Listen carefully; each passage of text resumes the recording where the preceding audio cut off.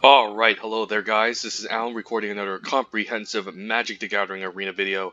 We're going to do some more Throne of Eldraine, since I do need another nice video for my channel after this just came out 2 days ago.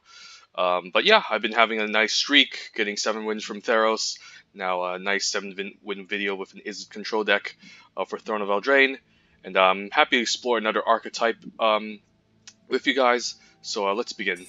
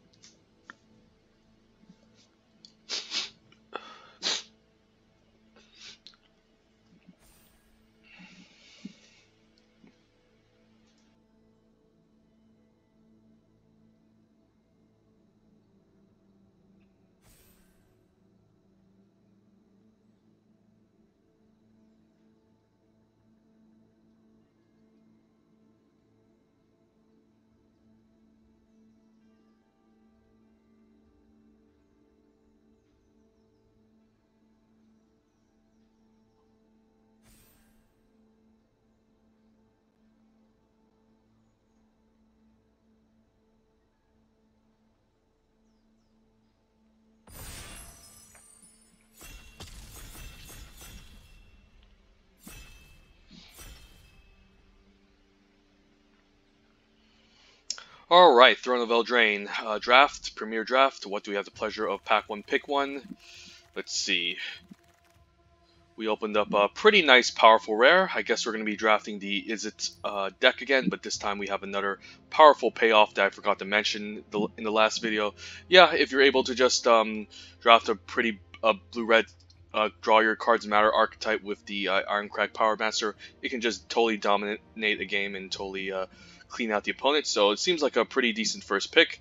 Looking at the uncommons, there's Animating Fairy, which works well with Witching Wells, and it's fine in any kind of blue deck as a 3-mana 2/2 flyer. And if you have a decent number of artifacts, turning the artifact into a 4/4 creature can be quite nice. Sarkara, nice curve topper, nice value engine in the late game. Looking at the commons, Fierce Witchstalker is the best one, followed up by maybe like Merfolk's Secret Keeper, so Tiny, Charm Sleep. Pretty decent pack, but I think in terms of sheer power level, I don't mind just going for a gold-colored card, the Irencrag Pyromancer, given that it's incredibly powerful if you can play it in a Izzet card deck, so hopefully end up drafting blue-red, we'll see. Follow up by the Irencrag Pyromancer. Nothing really. I mean, this pack is pretty awful. You probably have to open up a really good rare in order to be passing this, but the best card in this pack is probably just the Outmuscle here. In case we end up drafting like a green beatdown deck, the Outmuscle is just a solid removal spell, especially if you can give a creature adamant, it gains indestructible, so it can also get a nice attack as well as gaining a 1/1 counter. Fairy Godmother, fine in a white aggressive deck, especially a nice adventure enabler. What's this? Sorcerer Spyglass. Yeah, pretty much a sideboard card that you would tech in if you know your opponent's deck already, but we're just going to take an Outmuscle here. Pretty disappointing pack overall, that one. There's a Tome Raider if you want to keep the blue-red card draw thing going. Otherwise, there's a Once in Future, which is quite powerful. There's also Sorcerer's Broom for the black-green foods deck, since if you're looking to sacrifice foods in the late game, you can pay the 3 generic to keep generating those brooms. Yeah, it seems like there's a Tome Raider and a Once in Future.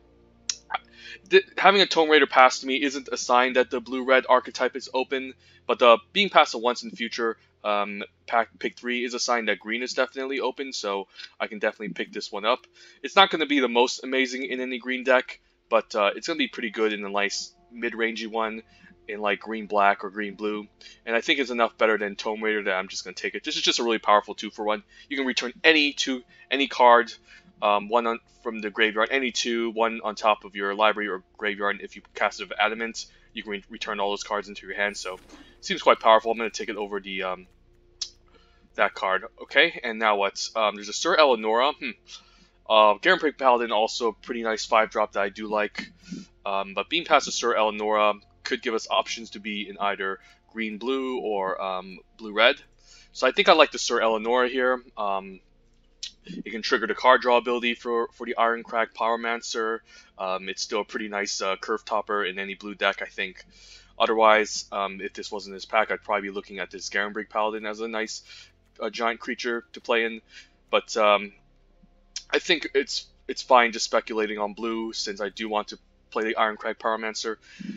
It can be also strange. You can even end up maybe like in the red-green aggro deck with the Pyromancer, but I don't think that's going to be a good archetype to be in, so I'll take the Sir Eleonora. We'll see. I do like the Embereth Shieldbreaker. The green cards look fine. Kiri's Pair for the black-green foods deck. Garenbreak Squire for the green-white adventure deck, which I'm not a huge fan of. There's a Forever Young, but I think Embereth Shieldbreaker is by far the best card in this pack, and there's just a lot of utility.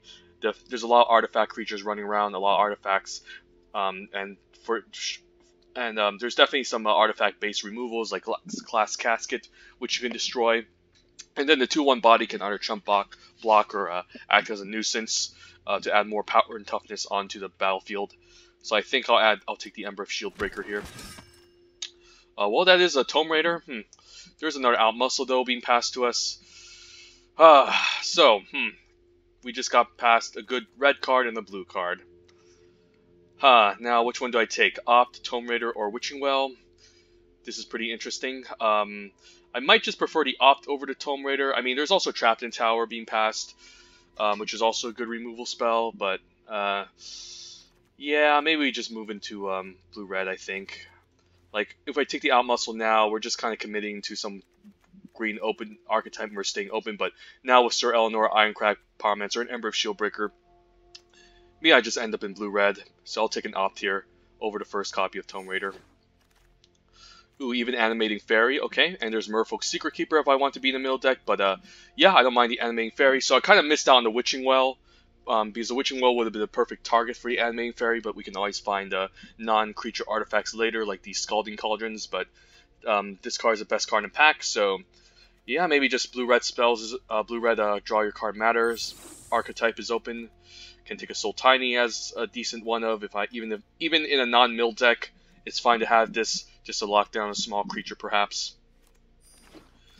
Ooh, another Animating Fairy, okay, so we can definitely go off with the artifacts theme, so definitely need to make Witching Wells my main priority and Scalding Cauldrons, since I want to reanimate them into, animate them into those 4/4 creatures, so seems pretty good. And it's also like a 3-mana 2/2 flyer, so I also like it.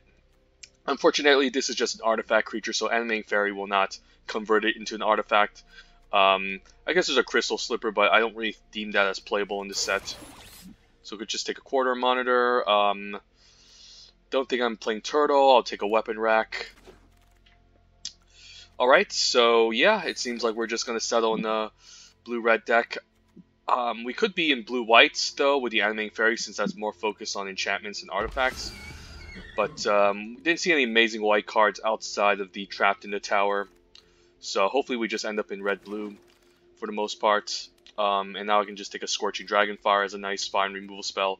If this wasn't this pack, I'd maybe speculate on white with the Giant Killer or Occame Adversary. Both of those cards are quite excellent. I guess there's also Mereleaf Pixie, which is excellent in blue-green. I mean, this pack is very good. First, pack one, pick one. It would be a pretty interesting choice between Occame Adversary and Giant Killer. I think those are the best two cards in the pack.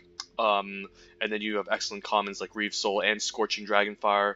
And some might even just take Occame Adversary, given that green is very deep in the set. But Giant Killer is also very strong. But Scorching Dragonfire is just perfect for this blue-red deck that we're looking to draft. And nice Slaying Fire. Excellent removal spell in red as well. Otherwise, I wouldn't mind a Tome Raider as a decent cantrip enabler for this Irencrag Pyromancer. But being past the Slaying Fire makes me happy. And blue did seem pretty open late in the pack, so it's probably going to be open this direction too. Now, we don't have a really exciting choice. The best card in this pack is the Epic Downfall. I could just take a Bloodhaze Wolverine as a 2-drop that rewards us for drawing cards. I could just take another Opt, perhaps. just to kind of enable the card draw engines instead of finding the payoffs, which we don't currently have a lot of. I think I prefer to opt over to Bloodhaze Wolverine. Like, sure, this is another nice payoff for it, but I currently don't have any ways to enable the card draw besides a single opting Sir Eleonora, so I think it's more important to pick them up so that the Irencrag Pyromancer can maybe just keep blowing up the opponent. Wouldn't mind the Thrill of Possibilities, but I don't mind the Tome Raider. It's also a creature. Enables the card draw shenanigans stuff. Could take a Thrill of Possibilities later. Best card in this pack is like a Mysterious Pathfighter for the Adventure decks, but Tome Raider seems solid. I do like myself a copy of Merchant to have some permanent way of looting. So you can always just activate the ability as well. It's not guaranteed I'll play the Animating Fairy, so I'm just going to put them aside, but I could use a decent 3-drop blocker that we can enable the looting with in the late game. Also pretty good in the early game since you can haggle, so to speak, with the first ability. Easy Charm Sleep, solid removal spell, nothing much. I do want a Witching Well. I mean, I kind of feel upset that I passed up the first one for an op, but the op is still so good with the Irencrag Pyromancer that I just had to take it over the Witching Well. But the Witching Well would be so fantastic now with these double Animating Fairies.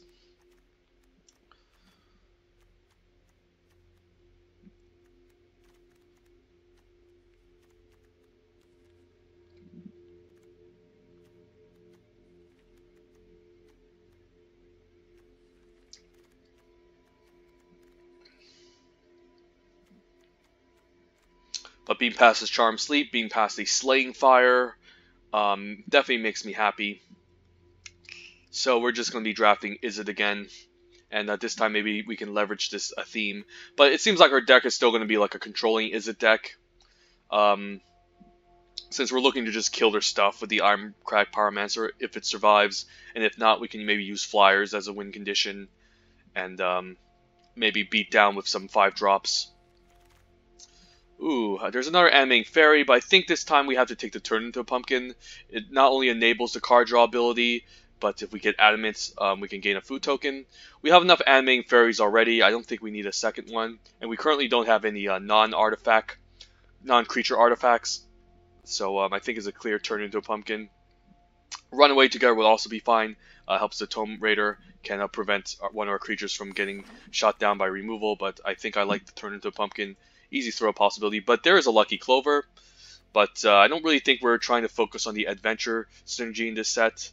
I mean, the Lucky Clover, I guess, has combo potential with the Animating Fairy, but even with this on the battlefield, we can't use this twice, unless we have another artifact. But that's a huge if.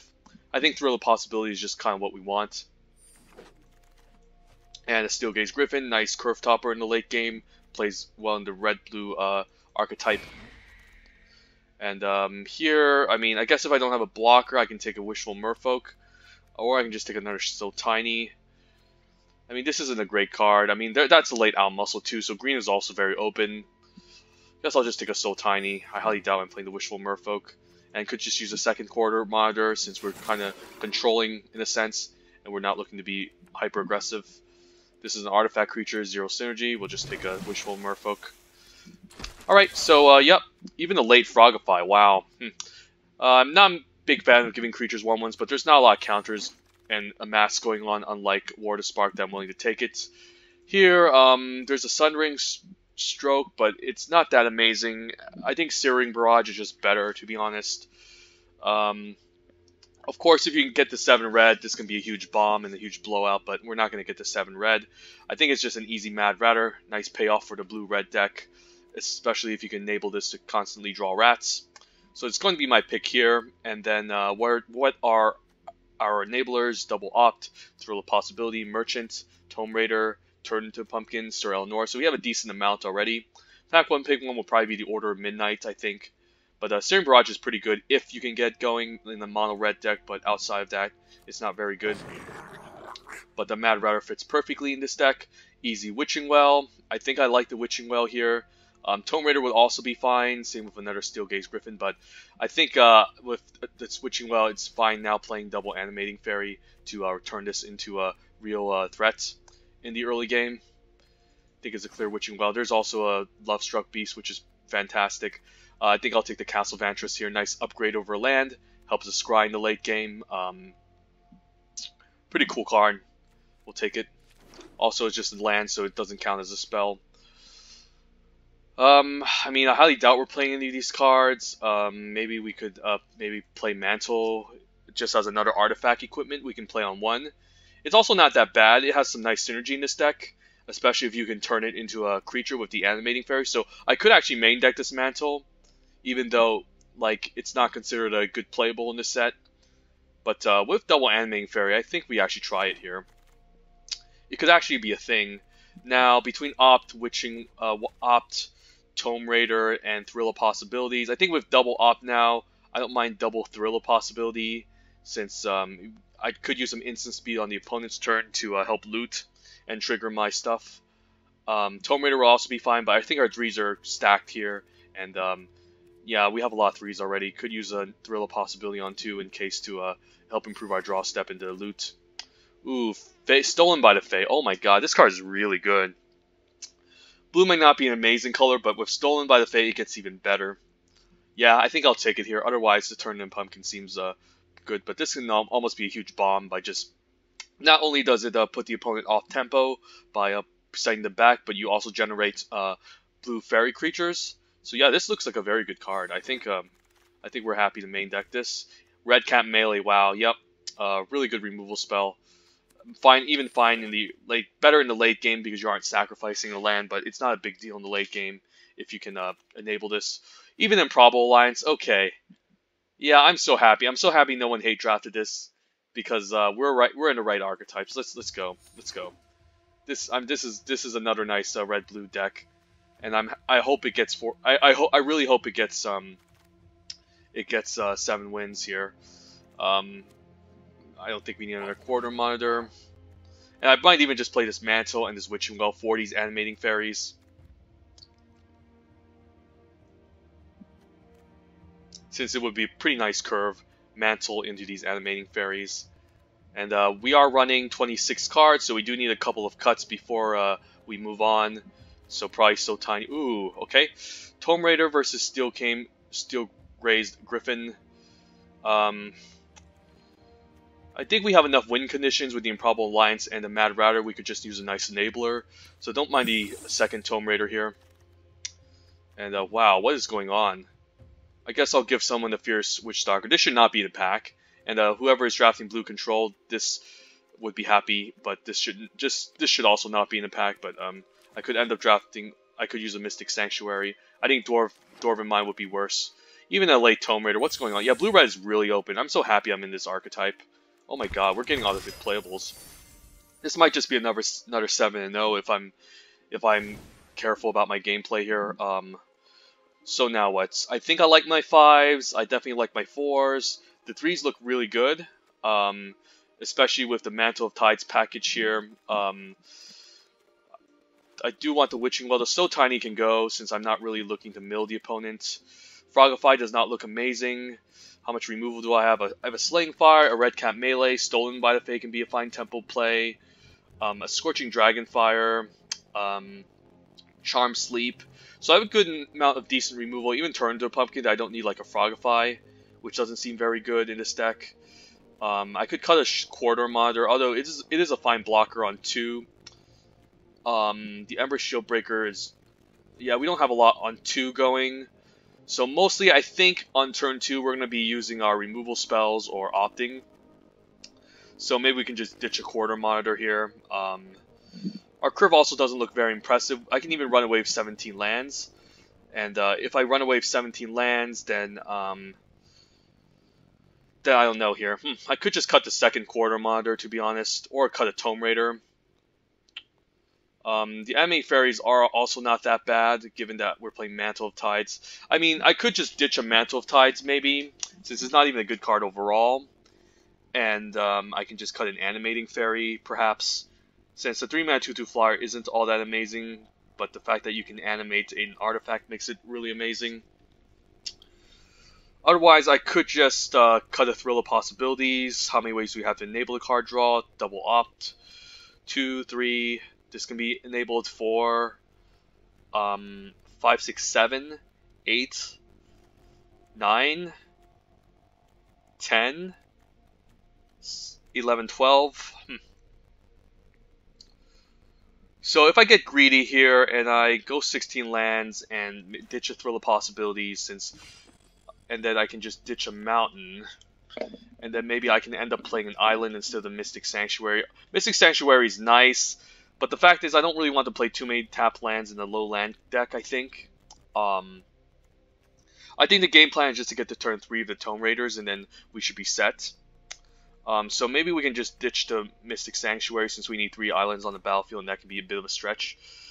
And then we can maybe just toss in an extra island here. We can go 9-7 perhaps, since we are heavy blue. I could also just go even split since we have all of this looting going on. I mean, double amming Fair with Mantle of Tides is pretty powerful, not going to lie. So I don't mind just risking it and going, I guess, 16 lands here since our curve is pretty low. Stolen by the Fae might cost a little bit more, but that's fine. You can usually bounce something for like that costs 4, so it's more like a 6-drop, I guess. And we don't even have that many 5-drops, 2 4-drops, and then a bunch of 3-drops. Improbable Alliance, I guess, is kind of like a 6-drop, I guess. But maybe 16 lands we can run away with. Since you do flood, I do end up in situations where I flood in a 16 land deck. So maybe we just try something like this.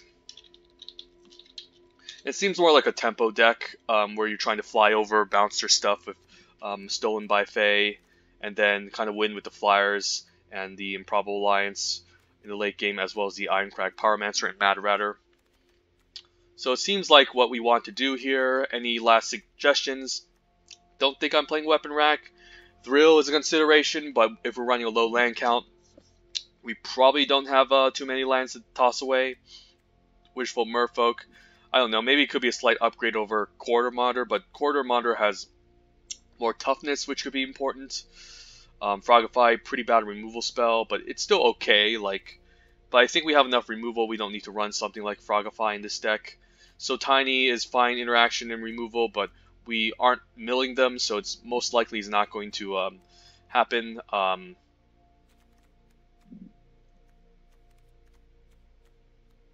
So yeah, I don't mind trying this out. And even if we don't get the Mantle of Tides into a 4/4 creature, it's still a fine equipment to put onto our creatures to maybe get a nice block going, a nice attack, I think.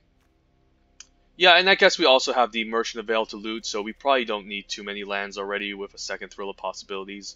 I could also decide if I want. I can also consider cutting the Merchant, but the fact that, again, it can also loot and become a body that I can activate in the late game to enable stuff is fine. But I guess Improbable Alliance can enable itself for 6 mana. But maybe Merchant is still the correct card to have, just because it can be a fine ground blocker. Okay, let's try this. This seems like a pretty fun deck. And our colors were definitely open, so I'm quite happy with this draft. And hopefully we don't get mana screwed.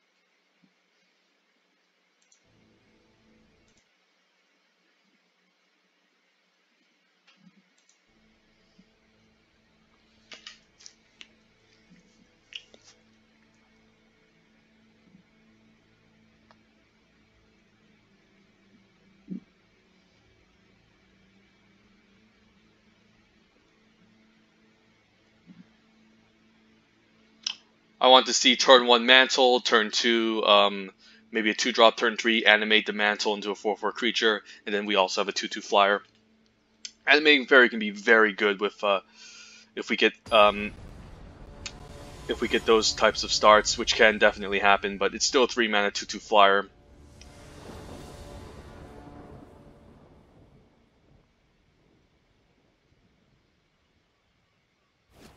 The late Improbable Alliance may be very happy too. So this deck is definitely going to overperform Unless we get screwed up by the mana, of course. The mana is always important. And we got both our colors.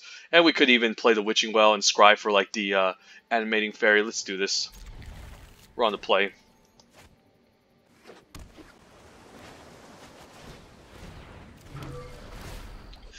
No Animating Fairy, but I do kind of need the lands, I think. Am I greedy enough to bottom a land? I guess I could bottom a land and keep a mountain, since I eventually need the second red source. So it seems fine. And maybe on turn 4 we can sack the Witching Well and draw cards. Or if we're lucky enough to get the Animating Fairy, then I'll be quite happy. But this is also fine blocker on turn 2 that I'm happy to play. Alright, could opt here. And we still have mana for Scorching Dragonfire, so I don't mind the main phase opt. Merchant. Merchant is also pretty decent at instant speed. It can help us loot. It's not really card advantage, so to speak, but it can also help us loot in case we flood out. But we are running 16 lands. I don't know how often is it that we need it, since we might just sacrifice the Witching Well end of turn, so we might just bottom it, I think.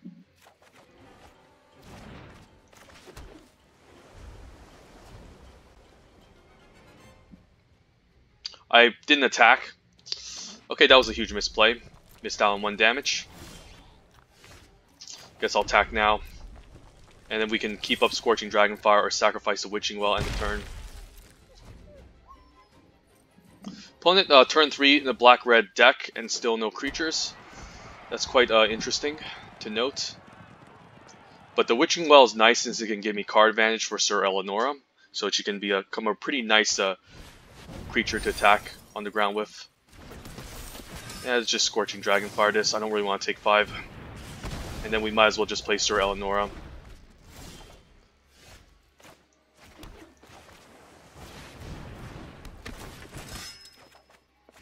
And yeah, we are still flooding in a 16 land deck, so I guess the going down to 16 lands is appropriate.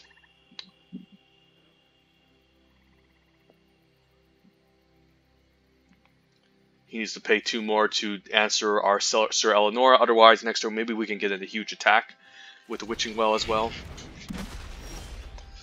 And we're just flooding out, so I think we just attack and sack the Witching Well.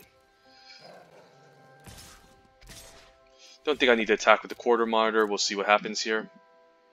No blocks, let's just sack the Witching Well. And we can get a huge hit. And there's our Animating Fairy, which would have been nice with the Witching Well in play, but now we're just going to play it as a 2/2 flyer, perhaps. We're definitely drawing a bunch of lands, so not in the best situation. Guess I can Tome Raider first as well. The 1/3 is definitely going to put up a block against our flyers. And the Pyromancer. Could save the Pyromancer. Don't know my Animating Fairy is going to accomplish much. I guess I can always keep the Pyromancer as a surprise. So we'll just stay back with everything. I don't think the Animating Fairy can attack past Brimstone Trebuchet, so we can just stay back for now. And then once we find our cantrips, we can Irencrag Pyromancer and kill the Trebuchet, perhaps, or any other threats that the opponent has. Which are these Trebuchets, of course. So the flyer isn't going to accomplish much. I might as well just wait for the mantle to animate it into a 4/4 to get an attack going. Guess he has a knight here to play.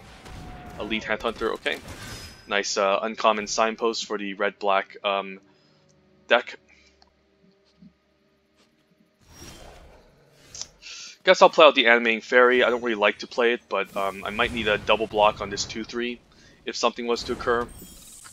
So seems fine here. I don't mind if he sacrifices a Trebuchet to knock out my Animating Fairy. 16 lands and we're still flooding. Eventually we're going to find our playables. How many lands did we bottom? 1 land, so 4, 8, 9, 10, 11. So we still have 5 more lands left in the deck. Stormfist Crusader is going to help us draw cards. So that's actually pretty nice. but it is going to deal a lot of damage to us, unfortunately. But I think I don't mind double blocking here if he decides to attack. Guess I'll take 5 Menace, but I can double block the 3/3.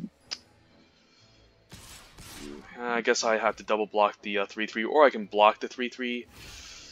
I guess this double block is fine. I do want to kill this 3/3, otherwise it's going to be a big issue later on.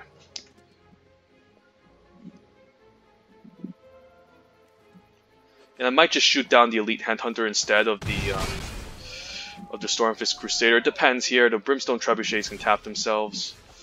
I guess now I can just destroy the Brimstone Trebuchet, so...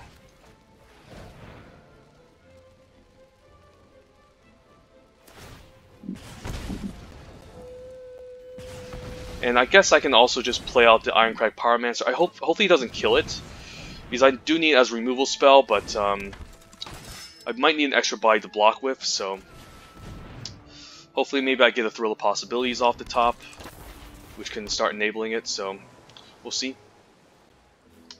He might be even crazy enough to sacrifice 2 creatures to destroy the Irencrag Pyromancer, so we'll see here.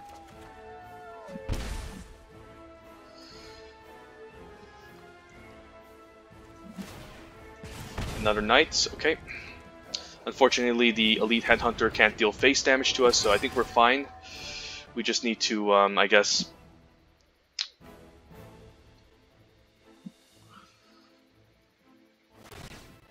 Another Knight? Wow. Belle de Brawl, that's going to be quite scary for me to deal with, so I might have to Charm Sleep the Belle de Brawl. So in hindsight, the Merchant would have been pretty good in this deck. Turn to Bumpkin is pretty nice. So I can make him replay the Bell. He can't sack it, but I can also make a food with the Adamant ability, and that can keep me alive, so that's pretty nice of him.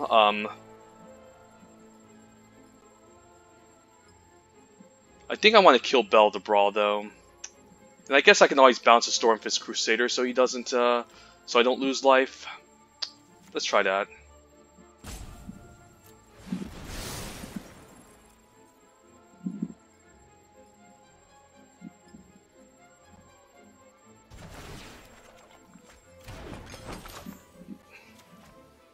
He doesn't have mana to activate it. So now we can Charm Sleep the Belle de Brawl. And then we can gain life, 2 life with the food. So we're definitely in good shape here. We just need to stay back with this Irencrag Pyromancer. And we should be able to potentially just shoot everything down and win the game, I guess. But I do need to make sure I kill this Elite Headhunter.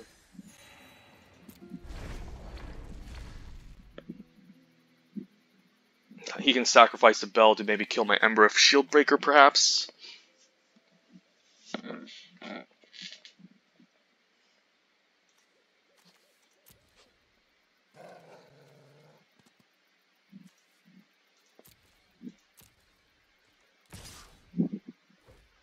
I don't mind just putting the Quartermaster and the Ember of Shieldbreaker in front of this. He could sacrifice his Belle de Brawl, but I'm fine with that. If he wants to do that, that's fine with me.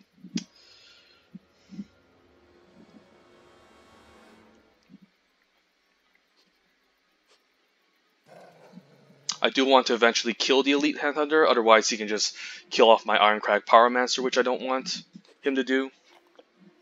And even if he kills the Irencrag Pyromancer, I guess I also have Improbable Alliance as a win condition in this deck later on, so... Okay. That's still going to result in a trade. And now he can sacrifice both his creatures to kill my Irencrag Pyromancer, I guess. Or kill my Quartermaster, which I'm still fine with. That's fine. He does kill my 1/4, but that's okay. I can gain life end of turn and then kill the Elite Headhunter if he tries anything.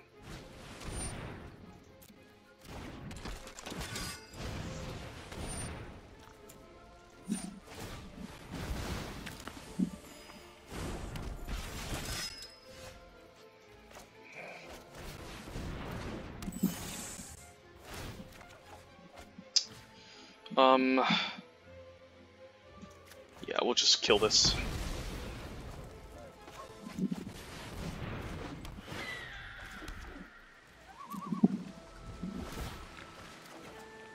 That's a nice card.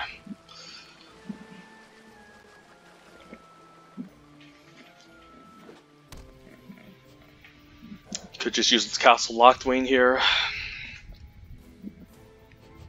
But we can just essentially just nuke down his own entire board with the Irencrag, with the Improbable Alliance here, so I'm actually quite happy with this.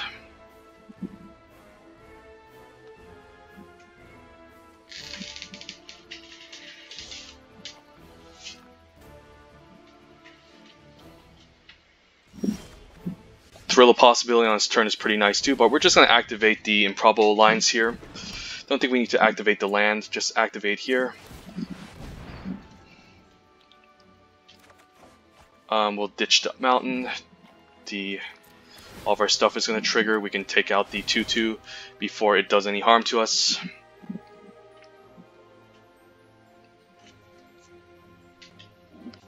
And then on his turn, if he decides to attack with the Enchanted Carriage, we can also use Thrill on and trigger the Improbable Alliance and the Irencrag Pyromancer.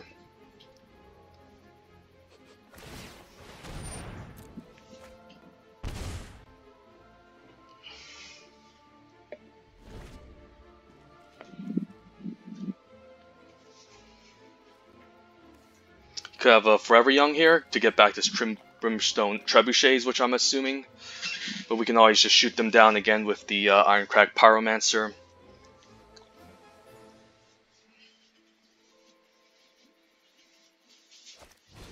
Cauldron's Gift, okay.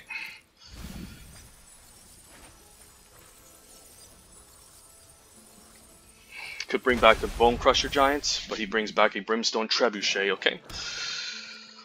How are we going to get past the Brimstone Trebuchet? I'm waiting for him to crew here. I'm wondering why he didn't crew the Brimstone Trebuchet instead. Wait for him to attack.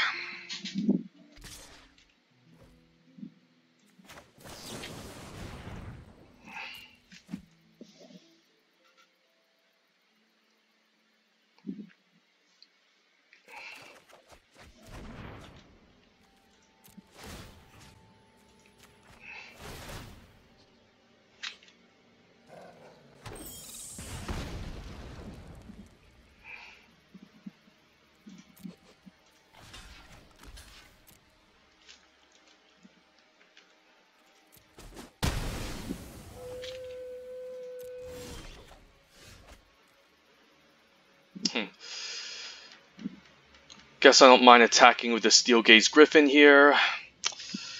I could just opt into something. I could scry and opt. Because I do need to deal with this Brimstone Trebuchet. So maybe we just attack with, I don't know, just the Steel Gaze Griffin and see what he does. If not, we'll just opt. And then I can even scry. Ooh, Red Cap Melee, that's a good one.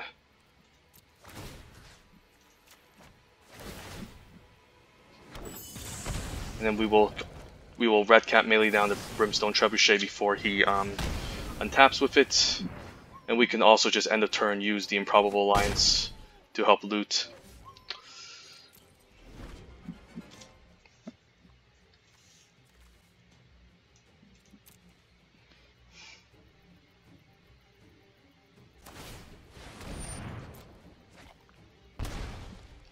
And we should have lethal, unless the opponent has like a board wipe here. If he has Witch's Vengeance, naming fairies, that would be pretty bad for me. We can always just scry end of turn as well. So we're in good shape. Sir Conrad? I guess Sir Conrad doesn't have an activation, but we do have lethal in the air. So if we don't get bait into blocking, we should be fine.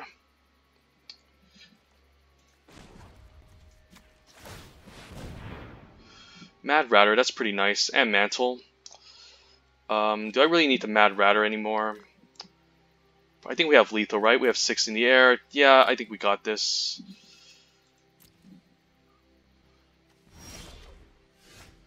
And yeah, I guess I'll just play out the Mad Ratter. Activate the Improbable Alliance. Ditch the land.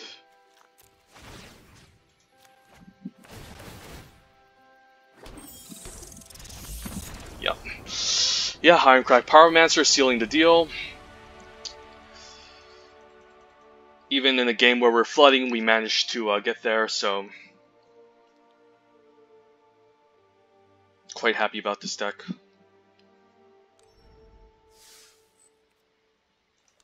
In hindsight, I do like the Thrill of Possibilities in this deck a lot. Like just triggering the card draw stuff on their turn. So I could actually make the excuse of maybe cutting a Tome Raider and putting in a second Thrill of Possibilities, because it just seems better, like just having these cheap enablers. Yeah, we're definitely playing double opt, and then the double Thrill of Possibility is so good on the opponent's turn. So I can afford to cut a Tome Raider since it seems kind of lackluster. And I do need my Quarter Monitor on turn 2 as well to serve as a ground blocker perhaps. And then 2 Tome Raiders can be fine. And hopefully we can still get away with this. Yeah, seems fine.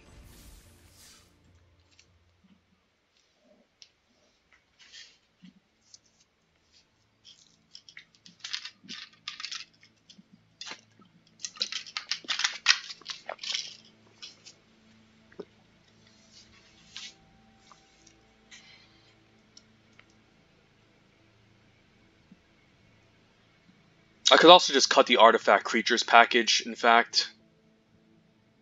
Like, cut the Mantle. Like, it's too situational, I think. I don't even like the Mantle. Like, we don't really need it. The Mantle just seems very bad. But, I mean, it's a cool combo, but I don't think it's so game-breaking that I need to, So the package, I guess, is the Mantle of Tides and the 2 Animating Fairies. Like, if we're playing Double Thrill, we might as well just play an extra land, let's say. Then we can maybe put in the Tome Raider, ditch the Mantles, I guess, and then ditch an Animating Fairy, and perhaps this can be fine. And even if our Animating Fairy doesn't get the Witching Well thing going, it's still a fine card, you know, 3-mana 2/2 flyer. And this can increase the chances that we find our Irencrag Pyromancers and the Mad Ratters and the Improbable Alliance. So I'm fine with that. I think we can go something like this. And yeah, with Double Thrill, I think we actually need the 17th land for this deck to work out. So it's fine cutting the Mantle and an extra Animating Fairy, since I highly doubt we're going to get there with it.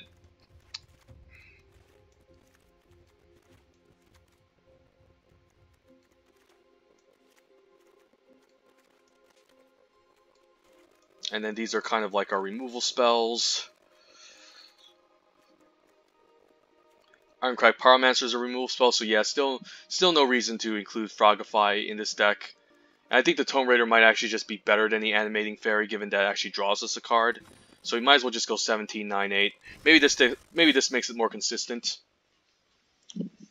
And again, the Animating Fairy is still a 3-mana 2/2, so even if it doesn't animate the Witching Well, it's still a fine card in this deck.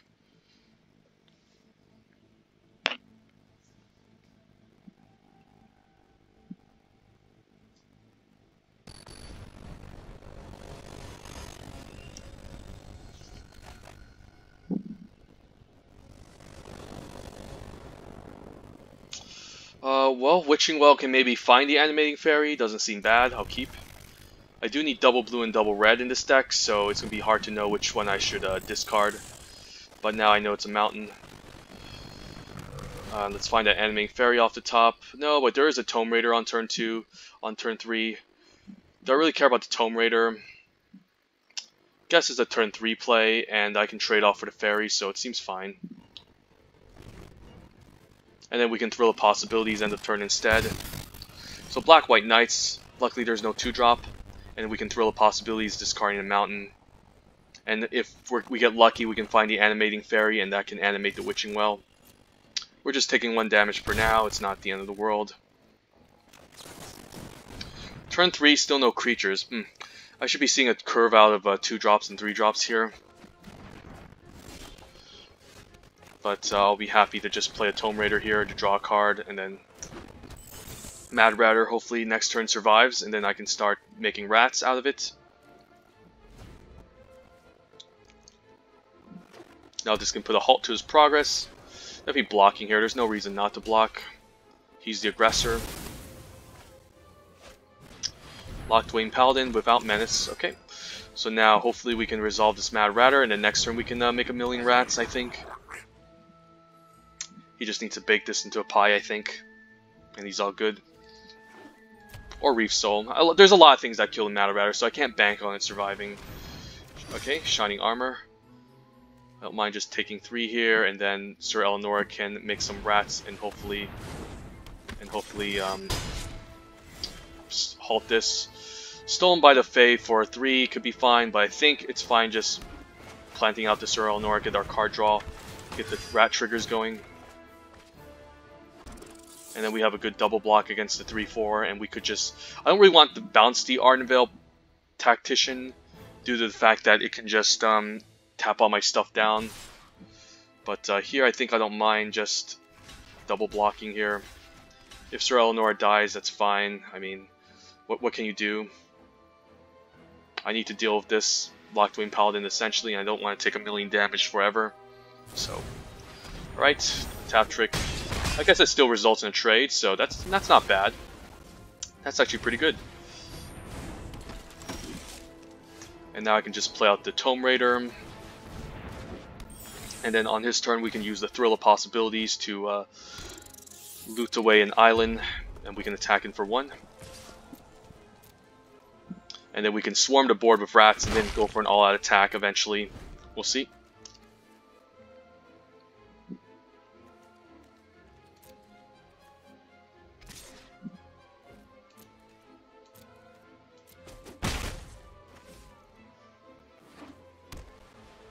Wondering why he didn't equip the armor. I guess he has a 5-drop now to play, so now he can get back his Locthwain Paladin. Sure, and I guess I can bounce the Locthwain Paladin eventually, but now we'll just ditch an island. Keep making rats, keep generating keep generating rats, end of turn. Now I can opt main phase, or I can just play out the Tome Raider. I think opt can allow us to search for more stuff. And there's our bomb, okay. Irencrag Pyromancer, and then we can play her, and then hopefully she survives. Maybe I shouldn't have played her. Yeah, maybe I shouldn't have played her. I should have kept her back, since now I don't have a way to deal with the flyer. I'm hoping he just plays out the Locthwain Paladin. Oh, he's looking to equip the flyer. Okay, so I guess that doesn't kill the flyer. That's fine.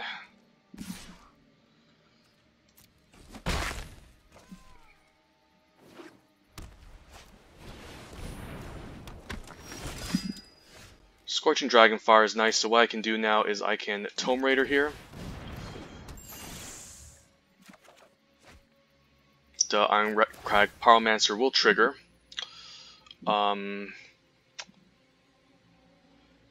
guess I shoot down the Locthwain Paladin. And then I play out the Improbable Lines, or I can keep up Scorching Dragonfire. I guess I don't mind the double block in the Scorching Dragonfire here. So that's fine. We'll keep the lands to a loot, and we'll just say go. Don't mind just double blocking this and then using Scorching Dragonfire to finish it. And then we can start making fairies as well, eventually. Hopefully no removal. Foreboding Fruit, sure.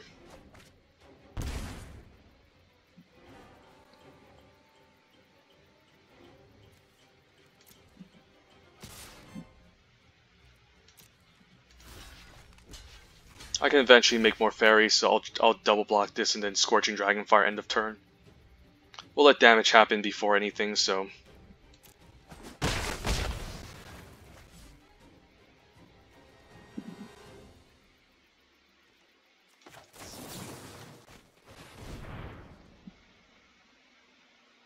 And if he wants to use the pump trick, that's fine. Alright, at least, I mean, I guess now we don't have any flyers to win. But maybe we can start getting in huge attacks with these, with all this stuff. Don't really want to bounce the Barrel Witches. I guess we can attack with all the 1/1s, and then whatever he blocks, we'll just sacrifice the Witching Well to finish off the Barrel Witches, so this seems fine.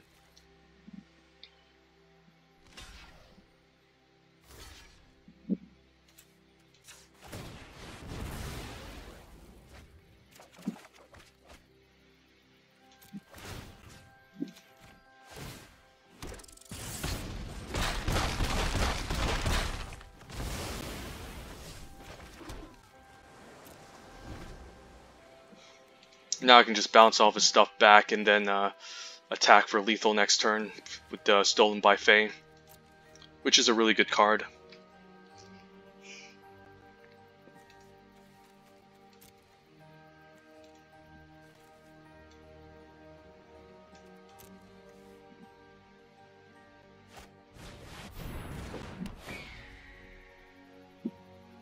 Yeah, I'll bounce for 5, attacking for lethal. Seems like the right play.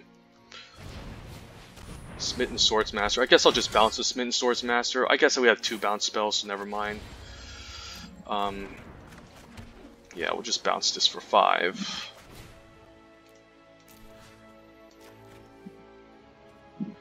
I guess I don't want to bounce for 5 since, yeah, I can't use Return to Pumpkin thing, so...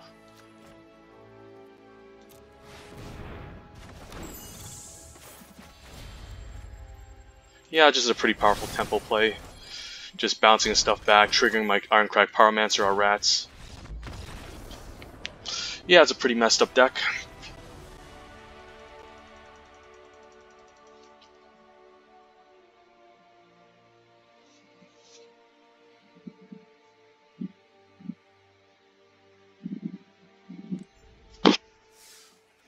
Let's keep playing. The only play I regret playing was maybe playing out the Irencrag Pyromancer, since if he killed the Irencrag Pyromancer, I don't think I would have won that game.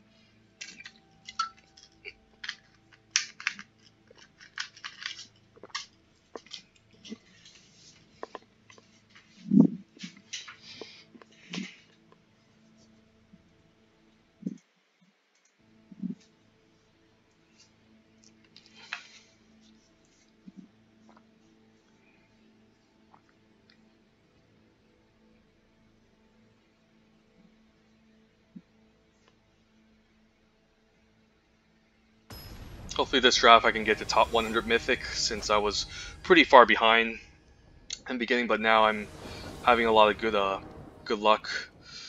Well, not the most amazing hand. I do have access to Charm Sleep and Scorching Fire, Dragonfire on defense. Tomb Raider can draw me a card. I think it's okay if the opponent's being aggressive with this keep. And hopefully I can find my win conditions. We'll see. Weaselback Redcap, that's a pretty aggressive start. Okay. Guess I don't mind taking one if he... I mean, he could pump this turn. I guess not, he has a follow-up. Or a Thrill possibility. Yeah, that's a pretty strange play, not keeping up on his mana and attacking for 1, so I'll probably pass. Could see a Thrill possibility end of turn. Okay, no Thrill. Do I want to Scorching Dragonfire this, though? Probably not, since I have a Tomb Raider to trade for it. If he pumps, that's a different story, though. We'll see. Do I want to prevent 3 damage? The Scorching Dragonfire can deal with bigger stuff, so maybe I just take 3. Let's get greedy here. I mean, I already have a Tomb Raider that can trade for this, so I don't think I necessarily need to Scorching Dragonfire this. This puts a halt to his progress, and I'm also drawing a card, so... We do need to also hit our land drop, so I could next turn just opt for a land and then play out the Tomb Raider. Depends on what he plays, of course. Ogre Errant can give his 1/1 menace. Ooh, that's a good card. I could play out the Irencrag Pyromancer, but he'll probably kill it. I could also just Charm Sleep the Ogre Errant, to be honest. Charm Sleep doesn't seem bad. Alternatively, I can just play out the Tomb Raider. I can block you Searing I can use the Scorching Dragonfire, but I think Charm Sleep is a good target for this 3/4. Since, yeah, this will lock him down permanently. So we can kind of just set him back. A land would be nice. I can play out the Pyromancer and also just opt and kill something like this Elite Hand Under, but I can also just Scorching Dragonfire it. Okay, there you go. Here's our land. And let's watch the show unfold. Do I want a Witching Well? I guess with the Animating Fairy is quite nice, so we'll just do that. And let's put the opponent on tilt.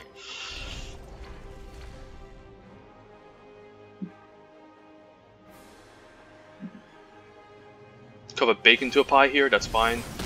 I do have the 1/1 on defense against the Weaselback, so I'm still fine with that. But we got a nice kill there, so now we can Witching Well, Scry, and then we can animate it. Ooh, these are all really good cards. Do I really need a Red Cap melee next turn? So I'm going to do the Animating Fairy next turn, and then maybe we don't need Thrill, like... Yeah, maybe we just don't need Thrill. It's kind of clunky, I think, and now we can turn this into a 4/4, which is nice. So it's a real threat, and then we can stay back.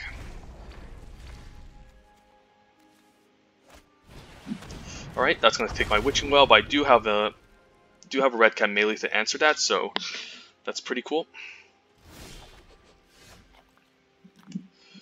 Do I just do main phase? I think I do main phase.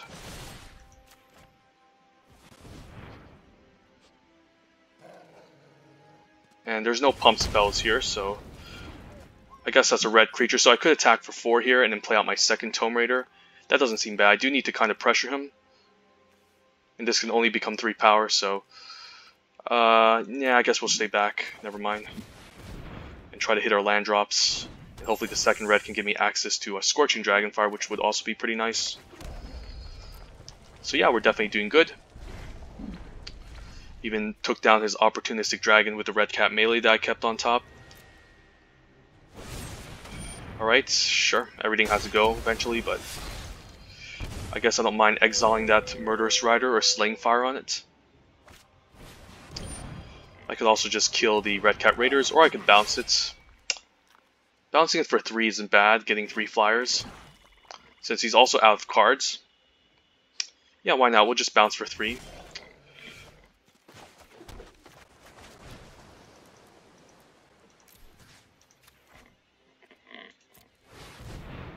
And then we can keep flyers back and also attack in the air, so. And then I can also just Scorching Dragonfire away the Murderous Rider to prevent life gain from happening. Or the Red Cap Raiders, depends on what he does here.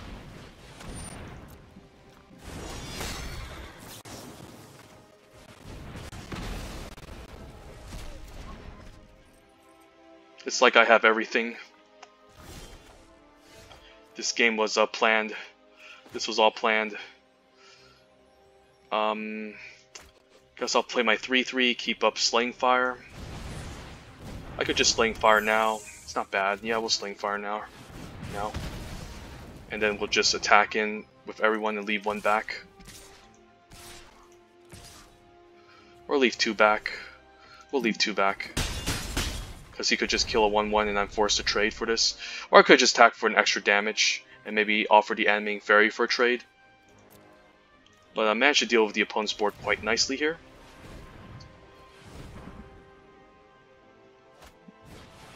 Okay, I guess I can start chumping this. Or I can just take 2. Smitten Swordsmaster to drain me, okay. I can block with the Animating Fairy, I guess, so... quite decent. I'll just play out a Steel Gaze Griffin, I guess. That can block everything off.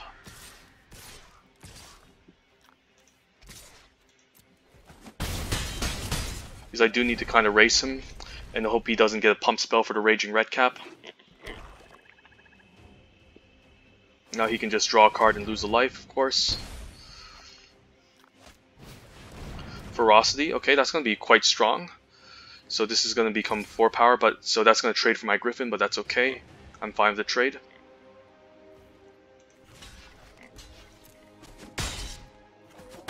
The fact that it's trample also makes it quite scary, so I'm actually happy about this. Now we can just attack, leave 2 back, and eventually generate rats and win the game. I guess he can give his Weasel back trample by pumping, but hopefully he's just using his mana to draw.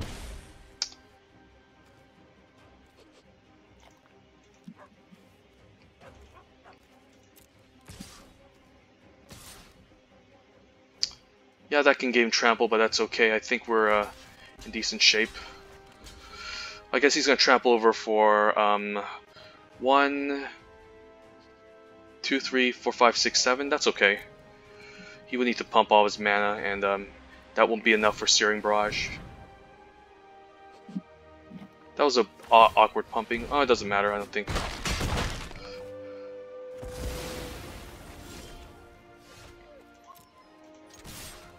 I should have kept 1 back. Okay, never mind. That was lethal. He could have had the haste, the 5 mana haste creature. So I probably need the 1 toughness to block it. But there we go. We're top 100 Mythic with a pretty sweet deck. And just hoping to get more victories today.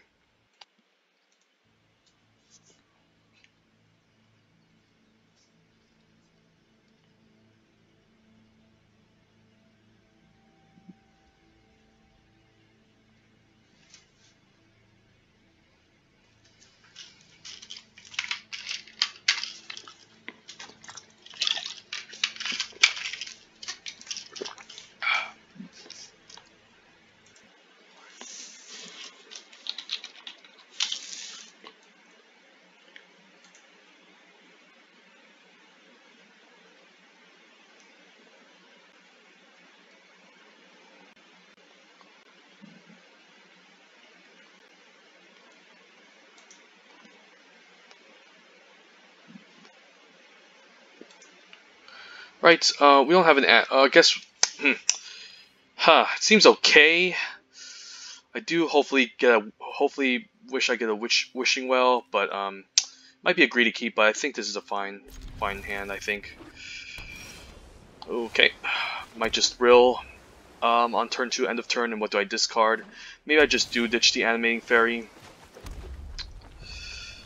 Since it's stolen by the Fae has high potential, the Animating Fairy is only good if I get the Witching Well, which is quite situational.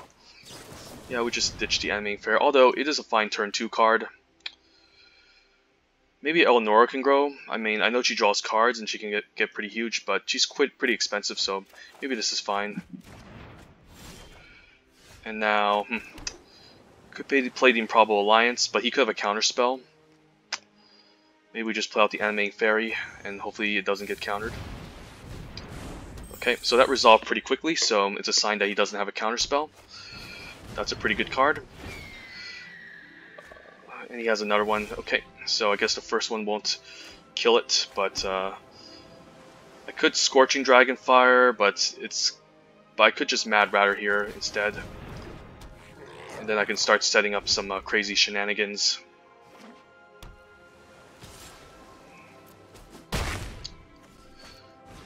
And maybe I can tap all my blue mana, and if I top deck an island, I can kill this. Right, might as well enable this now before he locks down my Mad Ratter. Oh, that's nice. And then maybe we can just kill off the Arkansas here. Maybe set up a double block for the 3/3. I don't mind the double blocking the 3/3. We can attack him for 1 to Mad Ratter. He's probably going to use the Frogify on it, but I'm fine double blocking, killing off this 3/3. And then we'll have the Improbable Alliance as a win condition instead. He could have an outflank here, but I'll force him to use it, I guess, since I do have a backup Charm Sleep.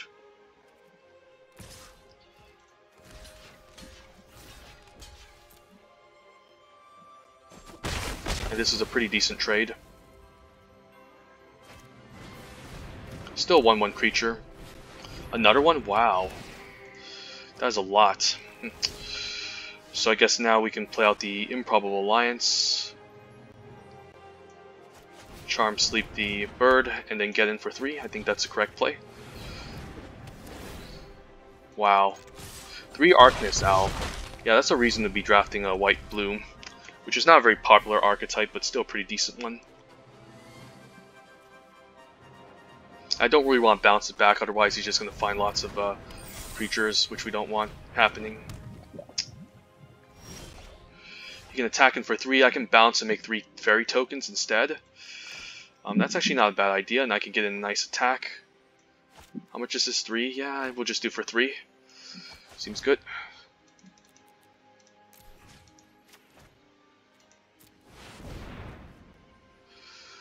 Hopefully there's no mystical dispute or anything weird. He's holding up all his priorities, so...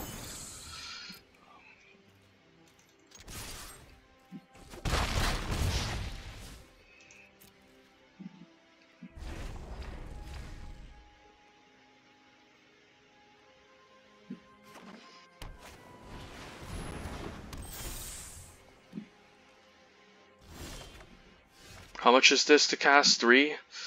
I could sacrifice... I'll just put out the Steelgaze Griffin, maybe play out the land, keep up Red Cap melee, and just say go.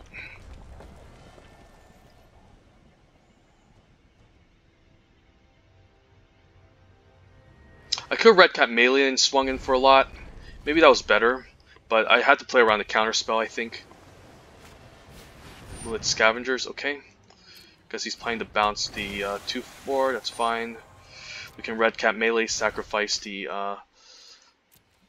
island and get in. Let's do it now.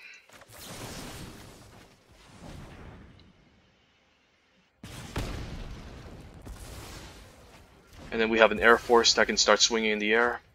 It's not bad. Yeah, we can throw a possibility on his turn. Otherwise, we just play out the Steelgaze Griffin, which is fine. I don't mind a Steelgaze Griffin. Then now we can start attacking the air, which is nice. I think I'll keep my Steelgaze Griffin back and maybe use the Mat Router chump to 4/5 and take 2. Another Shine Chaser, okay. I can always use my Steelgaze Griffin to attack into it. Or I can just take 4. Taking 4 is fine.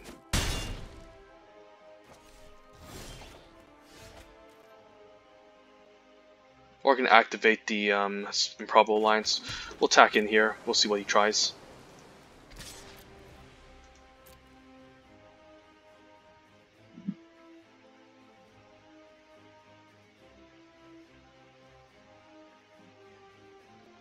He's forced to 2-for-1 himself, the Shine Chaser and the Scalding Cauldron here, given the fact that I can activate the Steelgaze Griffin now. So we're in decent shape.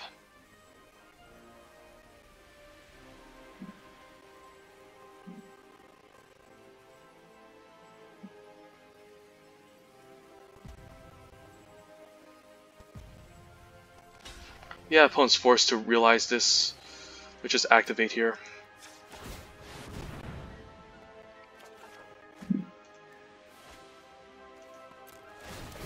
And then we can just generate 1/1 chump blockers all day and maybe win the skies. Okay, still tiny. Right, so he does have a flyer up.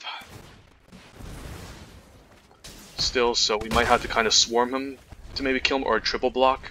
I don't mind a triple block if he goes for an attack with a 3/3, and maybe we can just outvalue him.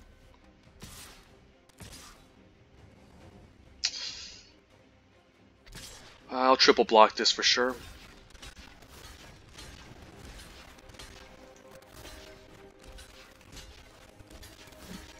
And take 4, this seems good.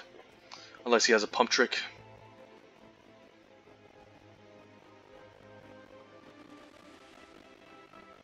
Hopefully he didn't top deck anything here.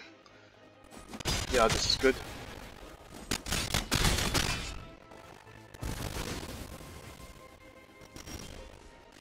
Okay, that might just be GG.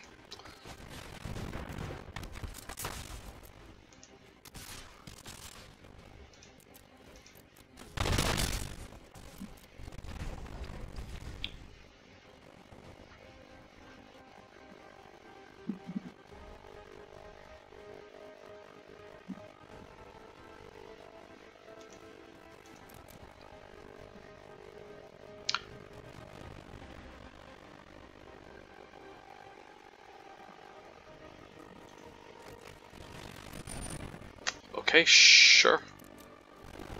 I can still generate a chump blocker at instant speed, so I'm fine with this.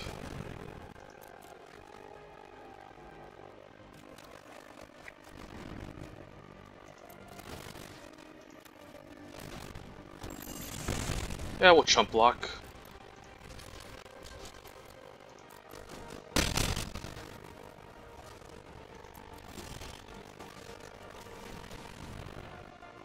Yeah, it's pretty much game over here.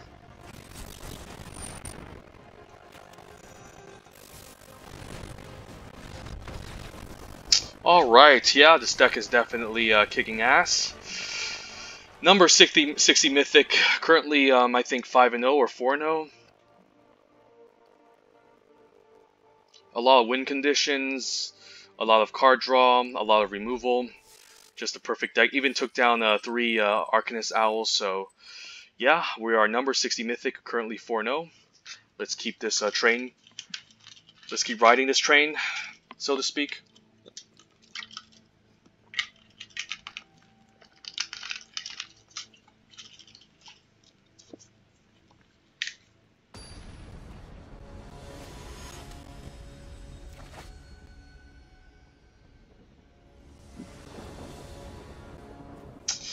Alright, seems okay. We can opt, hopefully find something. Thrill, hopefully find something. And Raider, hopefully find something. We'll see. Might have to keep the Ember Shield Breaker in my hand so I can kill something with it. I might even keep land in hand with the opt, perhaps. Depends on what I draw here. Sir Eleanor is not bad. But I don't think we can get to turn 5. I think it just is, this hand is too slow. I think that's too much mana for it currently. We'll just play Mountain. Maybe end up discarding the Mountain anyways, due to the fact that we need Adamant for the turn to Pumpkin. Yeah, we'll ditch the Mountain.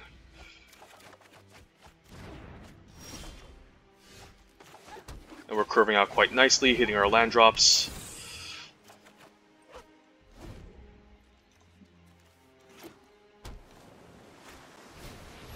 Fine card. I could just bounce it back, because I don't really have anything to do on turn 4. I could also just wait. Yeah, I'll just wait here. See what he tries. If he tries something here, I'll definitely just I'll see what he tries here. I'll take 2. I can do it now. He could have the cancel ability, but yeah, I'll just prevent the 2 damage now while I can. And draw a card off of this. Alright, it's the same person. I guess we're... Okay, that's a Charm Sleep, so my Steel Gaze Griffin won't survive. However, I could just Lane Fire this, and then end the turn we can use the Merchant to loot away like an island. I guess this was an artifact creature, so I could use the Ember Shield Breaker, but he has multiple of them coming up, so I don't really need to worry here.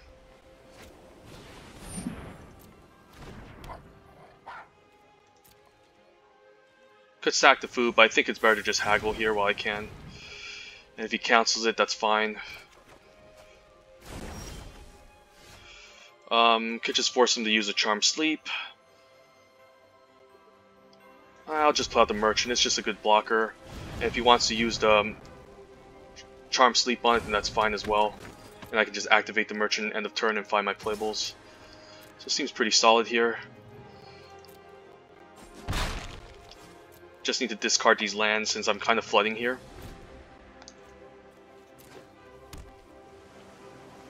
I have to also remember, ooh, all that glitters. Alright, this is going to be pretty scary if we can keep pumping this.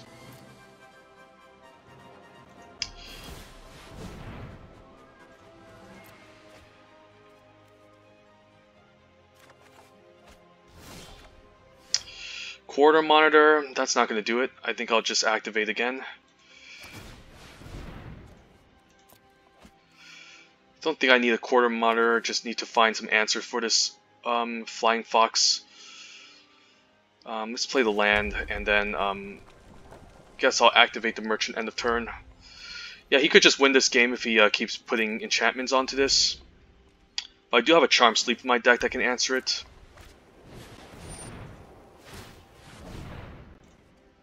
Gotta keep looting away and finding so I can find my playables.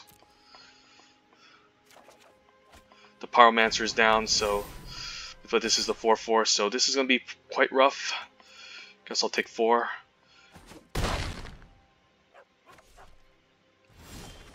And hopefully he just ends up Charm Sleeping this Steel-Gazed Griffin. He could also just counter it.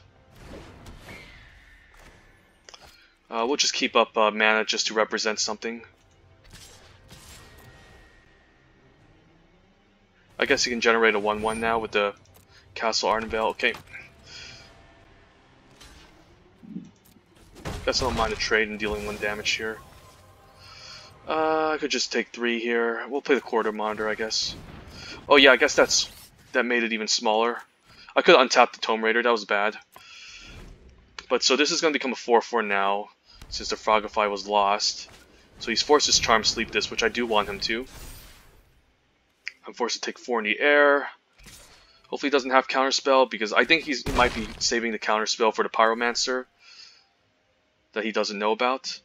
He can also just make 1/1 tokens, so I gotta be careful about that. So I guess we'll just tap out for the Mad Ratter. Maybe force a counter, since the Irencrag Pyromancer I think is a better card. And I could still just attack in for 2 or 1. We'll still attack in for 1. He can make a bunch of 1/1s end of turn. But that's fine, we'll just gain life, take 4.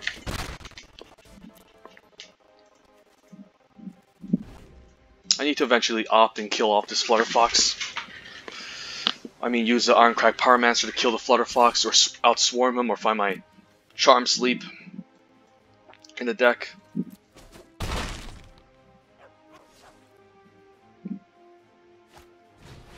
Unexplained Visions. Okay, not what I want to see, because now he's just going to draw multiple cards here. Hoping he actually plays the Owl so I can kill it with the Embereth Shieldbreaker. So in hindsight, I probably shouldn't have used the Slaying Fire on the bird, since now there's just a 4/4 that's in the way. Witching Well isn't bad.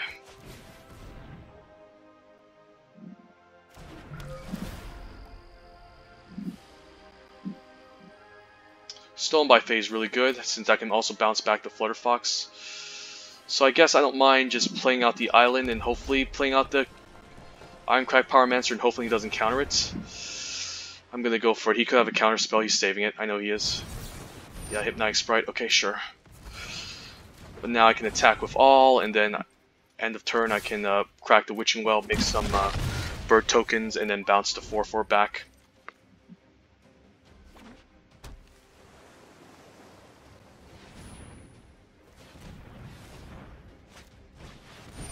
Midnight Clock, I can kill that with the Embereth Shieldbreaker.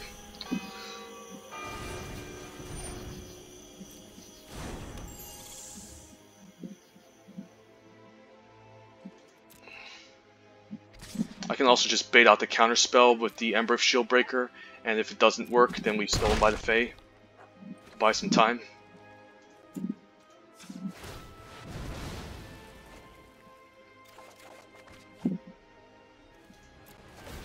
I should also start keeping flyers back to block the 5/5 if something was to happen. Charm Sleep is pretty good. We'll just fire off the Embereth Shieldbreaker first to see if it works.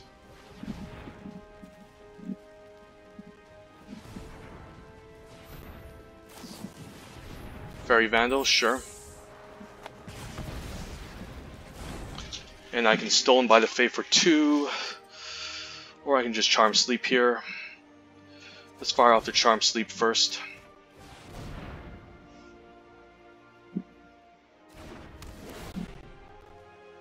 And then now I can play out both my creatures, since it doesn't seem like it has a counterspell.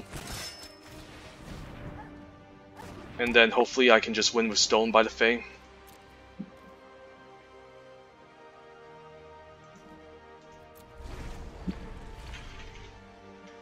This fairy could be pretty threatening. I'm at a low life total, so I should be able to deal with this, hopefully.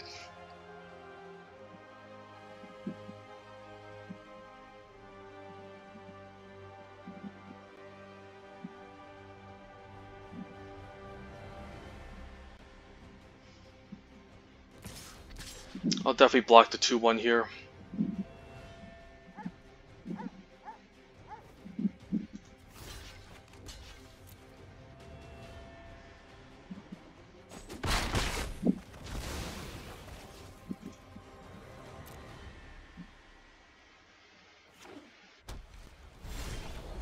Opponent could have nothing. It seems like he might not have anything. We'll play the Tome Raider. Another Hypnotic Sprite, okay. Guess I'll bounce this back for 2. Guess it's best to attack first. You could just make a 1/1, I guess.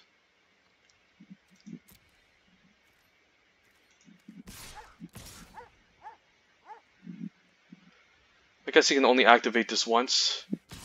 We'll keep the Mad Ratter back. We do need to pressure him.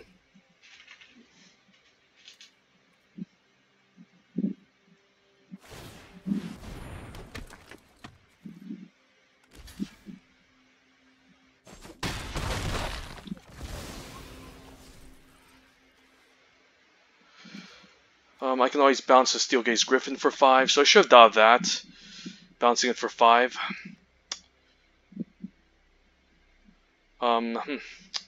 Maybe we can take 1 and do that next turn. I definitely messed this one up a bit. Or I can just bounce for 2 here, which isn't that bad. We'll bounce for 2. It's not that great, but I just want to use up my mana and then eventually start triggering with this Improbable Alliance here.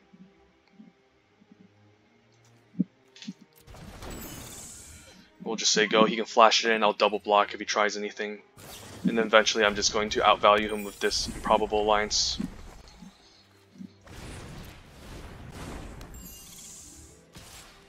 Definitely gonna double block here. He could 2-for-1 me, but I think I still go for it. Because he could not, maybe he doesn't have card draw. Okay. Well, I eventually had to bait that out, so I think it was correct doing that anyways.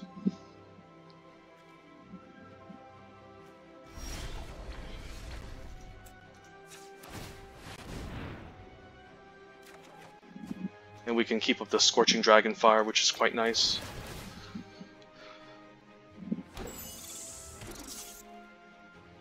I'll just do it now.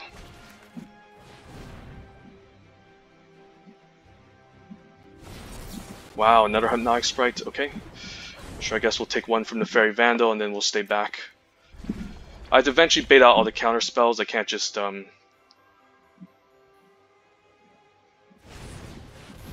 Oh, that's a good card. So now he can start using this as a card advantage engine.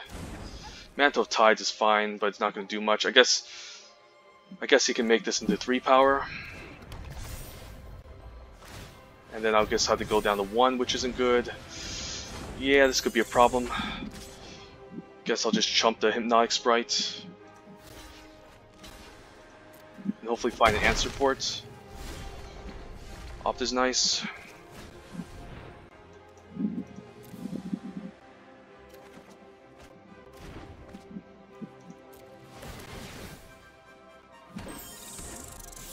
Gets us 5. But I still have an extra chump blocker, so maybe I can scry my Castle Vantress end of turn and find something. We'll see.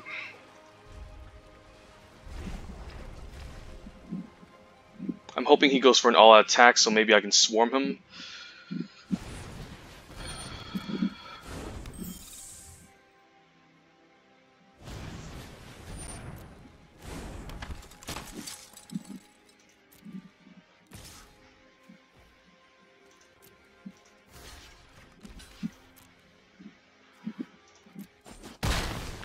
Didn't play this game too well. I should have Stolen by Fate raised my Steel Gaze Griffin. But at least I can scry 2 here. The flyer isn't bad. Huh.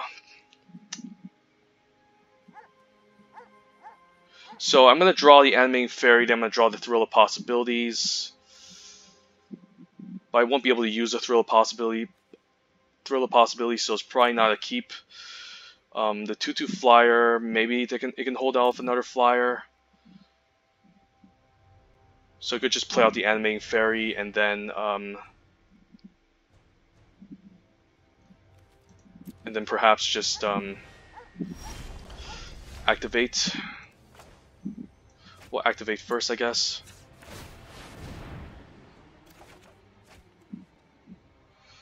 Guess I'd rather have the Tomb Raider to dig me even deeper.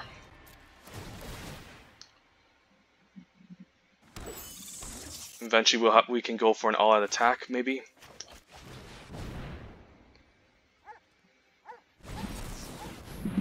Wow, how many Hypnotic Sprites are there? Like 1,000,000? Holy crap. Okay, we'll just stay back, and then just chump here, and then we'll eventually, I guess, go for an all-out attack and kill him. Ooh, he's gonna draw a bunch of cards, so I could just take 3 here. Let's say if I take 3, actually I don't mind taking 4. Well, he knows about this, so if I take 3, what happens? 1, 2, 3, 4, 5 blockers. I have 6, 7, 8, 9, 10, 11 attackers, so he will be able to survive. But maybe I have to just take it here, otherwise I don't think I'm winning next turn. He can also make 1,000,000 chump blockers, so that's also not great. Yeah, I messed up this game. Ooh, Red Cap Melee. Maybe that can buy me some time. I think I'll just activate the Improbable Alliance here first. We'll discard Sir Eleonora.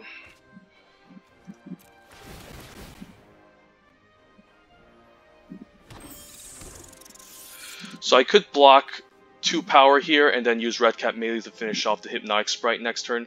So I think we still pass. And then next turn we can maybe go for an all-out attack with everyone.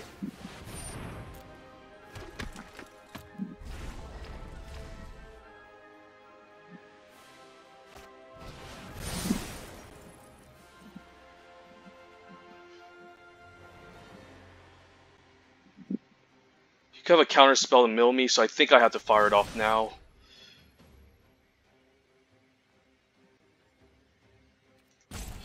I'll risk it, I'll let resolve. Because he could try something stupid here, like go for an all-out attack, and then I can ambush him with the Red Cap Melee.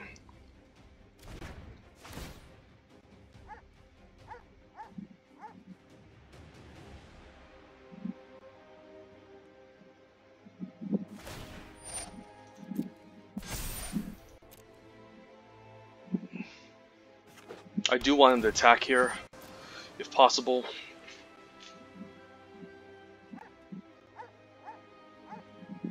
But I don't think we can kill him, that's the only problem.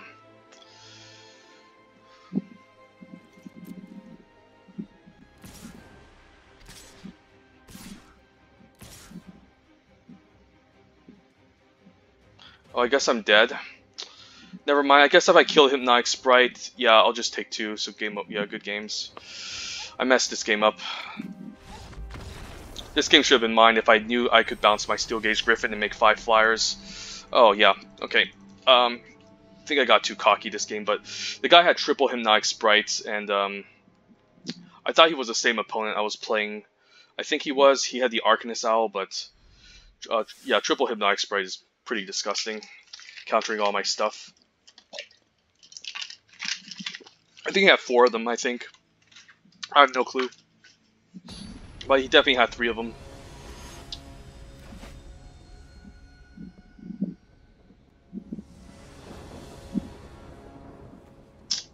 Okay, yeah, I like this hand. We'll keep. Could even just save the opt for the Irencrag Pyromancer. But we do have a Merchant of Veil to activate for it. So maybe I can opt and find something nice here off the top. And the Tomb Raider isn't bad on turn 3. We'll keep this going. We'll just pass. Save everything. Okay, white-green. Huh. So there's no, whatchamacallit, there's no Outmuscle, but I guess I can still just play out the Tomb Raider, and then I can play out the Irencrag Pyromancer next turn and loot with the Merchant. So I'm fine just wasting this cantrip ability here. And I can kill this 3/1 next turn, or any other creature that's in the way. Okay, I can kill that with the Shield Breaker. So do I want to start firing off the Irencrag Pyromancer? That's the question. And I think the answer might be yes.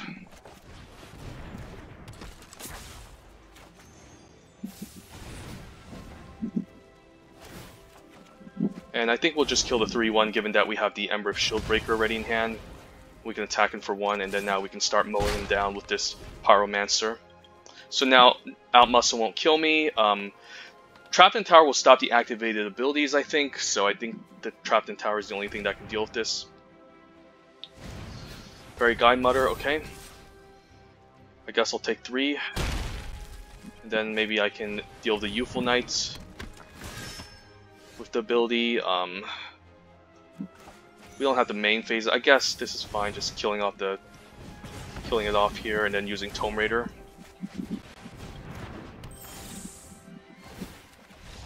Alright. Sweet. 5-1. Not bad.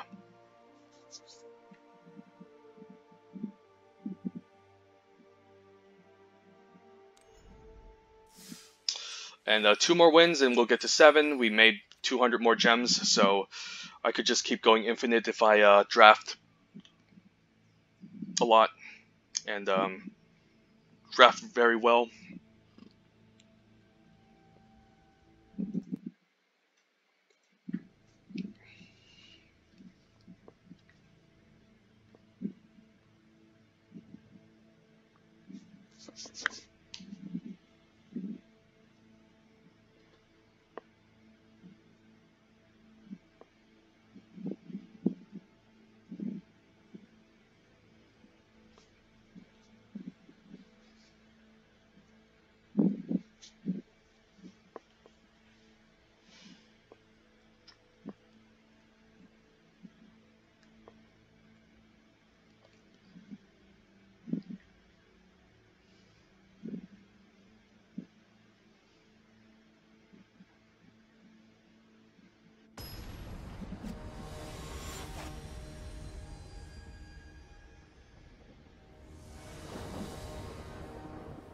Okie doke, opt, hopefully find the Witching Well.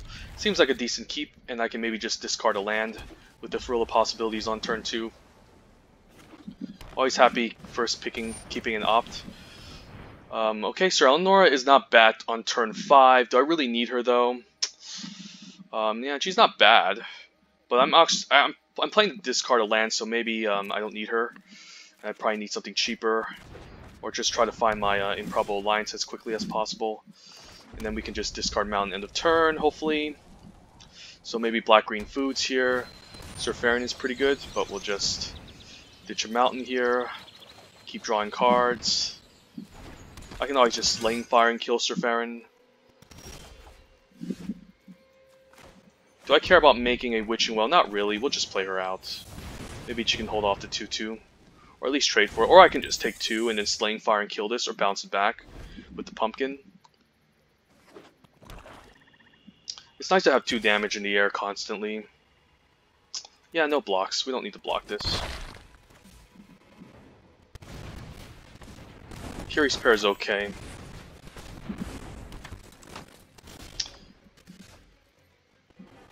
I guess I don't mind just turning this into a Pumpkin, drawing a card, and then getting in for 2. That seems fine. And Steelgaze Griffin can hold off the Sir Farron if he decides to attack with it next turn. And if not, then he's probably going to, probably has a pump spell with it. Ooh, that's a good card. So I guess I don't mind locking him down to Charm Sleep. He does get to get food out of this, but I think we go for it here.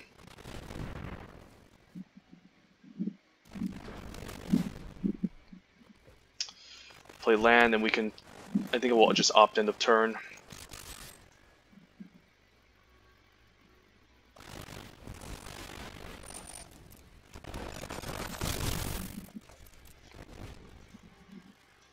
And hopefully we can dig towards our bombs.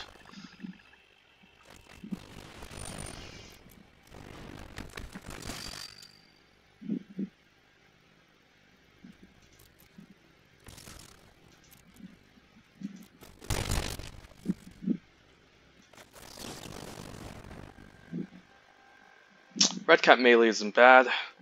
Although he doesn't have any red creatures, it's still removal that I'm willing to take. Since I could just end up flooding, I need to sacrifice a land. We'll just pass here. Play the land, keep up melee, I think. And I can still attack him for 2, and if he tries something, I'll just melee. And he can still stack the Surfarian and make food, but I don't really care about that. I just want to control the board, and we can just win by with board control.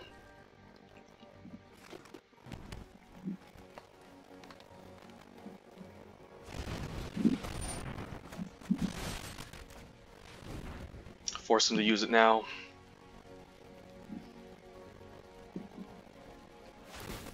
That's fine, he just makes a food. But that's nice 2 for 1 since this doesn't resolve and also goes into the graveyard, so that's quite nice.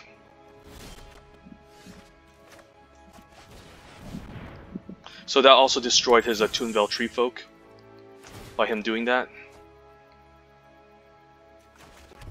So now we can attack him for 6 and hopefully outrace him.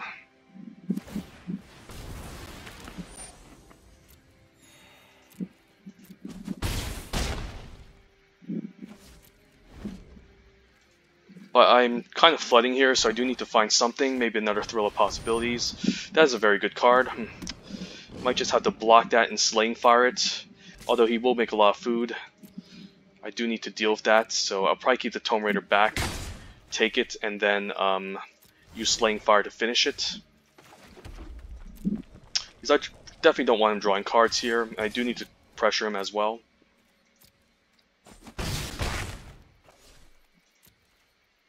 And he's just going to gain life anyways with the food, so there's no point in using that on his face. So I do need to take out the Keeper of Fables. So I'll definitely chump block it here, and then hopefully Slaying Fire will kill it. Okay, Yorville is strong, but I think Keeper is the highest priority right now.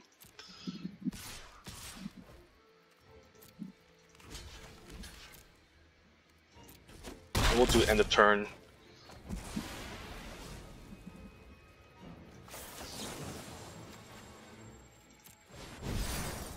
And he can sack and make food. Oh, he didn't sack it and make food? Wow. That was a huge misplay. Hope he doesn't have any out muscles. I shouldn't have maybe played that. I don't know. I guess playing it would be fine since I could have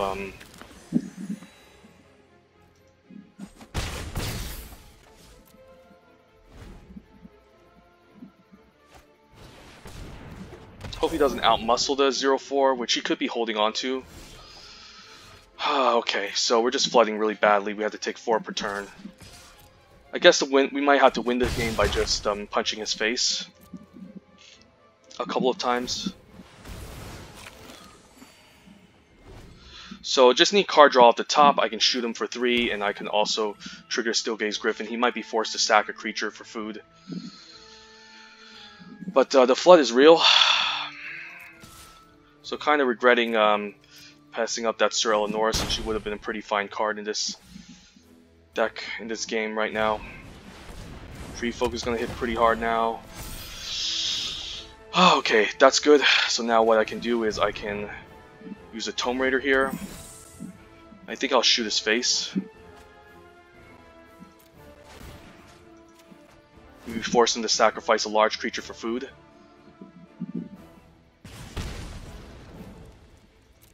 And then even if he gains 3 life, he won't win, so he needs to sacrifice something big, like his Toonvale Treefolk. Don't think that's...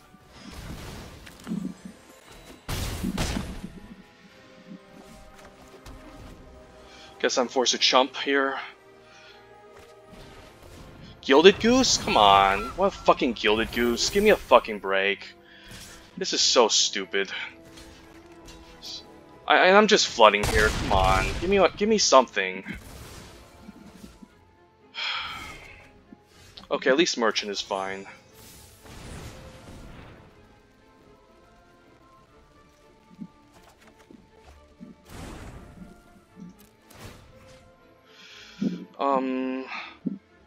I guess we shoot down the Gilded Goose here. But he's just gonna make a food token, so he's probably just gonna stack the food.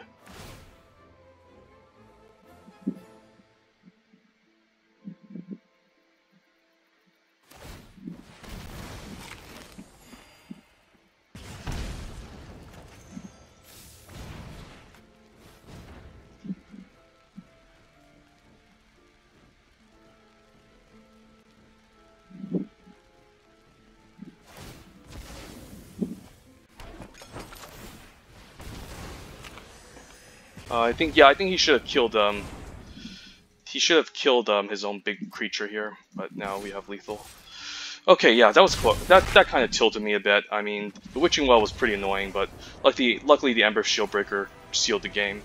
If I didn't get that Merchant of the Veil, I think I would have lost this game. But all right, currently 6-1. Final boss.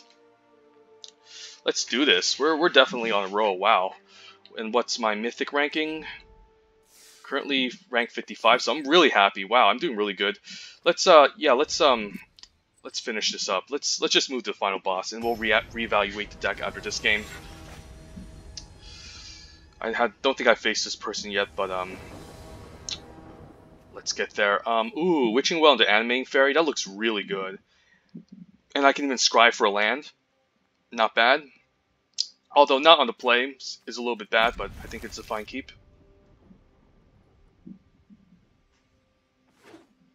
Opponent's also drafting blue with his own Witching Well, so could see a mirror match. Maybe he has his own Animating Fairy. Or if I'm lucky to get my Ember Shieldbreaker, I can kill his Witching Well first. Alright, just need a land. Please give me some lands. I'll take as many lands as possible, and I'll take all those lands. Why not? I'll even take a red land. So I can set up a Thrill of Possibility next turn. Alright, I needed those lands, so this could be a problem. Although, yeah, finally, at least I top decked the land, so... I guess maybe I can pressure him now with the Witching Well. More lands, sure.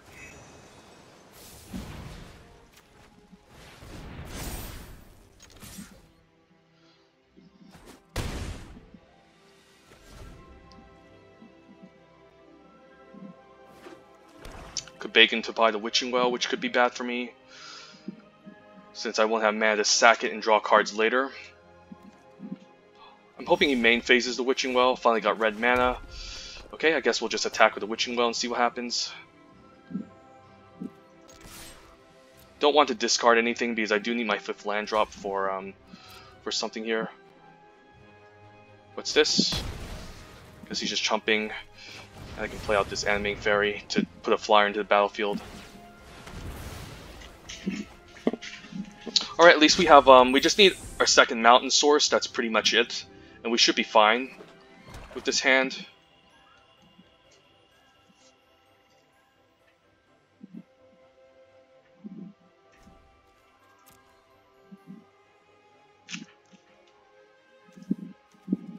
But we're definitely doing good. Ooh, Sir Comrade, that's a scary card. But an Irencrag Pyromancer. I think I'm attacking with both here. I know he's probably not going to trade for the Sir Comrade and take okay, he's blocking. That's fine. I'm fine with the block. I don't really like Sir Comrade anyways. Sure. And then I can eventually just Pyromancer, but we'll just Sir Eleanor. Or I could just play Pyromancer first, but yeah, maybe I should just play Pyromancer first, so then the turn after I can play Sir Eleanor, but Sir Eleanor is going to hit pretty hard here. You could have like some way to get back to Sir Comrade. Reef Soul, sure. I guess now my Irencrag Pyromancer dodged the Reef Soul, so it's not that bad, I guess. Discard these two. And now my Irencrag Pyromancer with Thrill Possibility can be quite nice. Although, I'm definitely in a peculiar situation, since I don't really want to discard my Slaying Fire. So I guess we'll just attack for 4 here, and decide whether or not we want to discard the Slaying Fire and the turn, or I can just keep the mountain. Yeah, we'll keep the mountain. Hopefully it doesn't kill the Irencrag Pyromancer, because I do need a way to like deal 3 damage to his face constantly.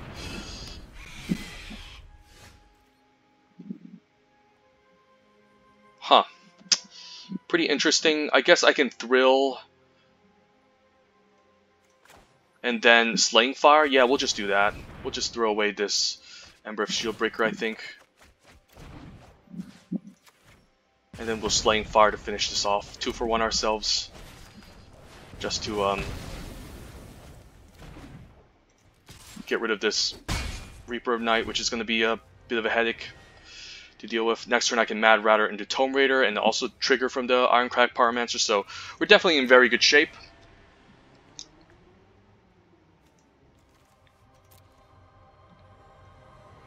Another Reaper here would be pretty bad.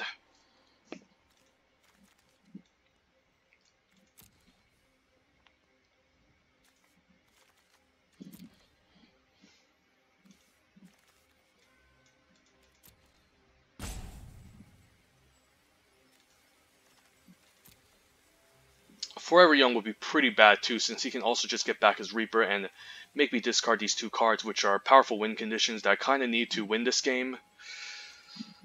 So hopefully there's no discard here going on. I guess he's just roping me. Okay, he took out the Sir Eleanor. I guess he couldn't kill my Irencrag Pyromancer. I mean, I guess he could. So he just got back. Okay, so you could just draw into it with an Opt. Okay, Witching Well. Wondering why he didn't kill Pyromancer. I guess he didn't want to take the damage, and he's banking on the fact that I might not have anything here, but he's sadly mistaken.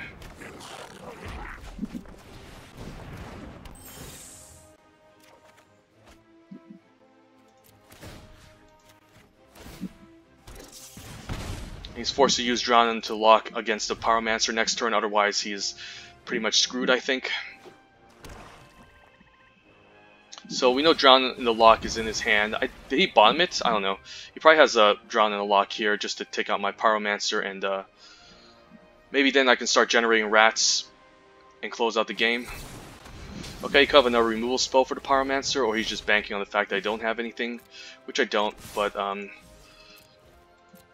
do have a Scorching Dragonfire to get an annoying ground blocker out of the way, potentially, or a Flyer.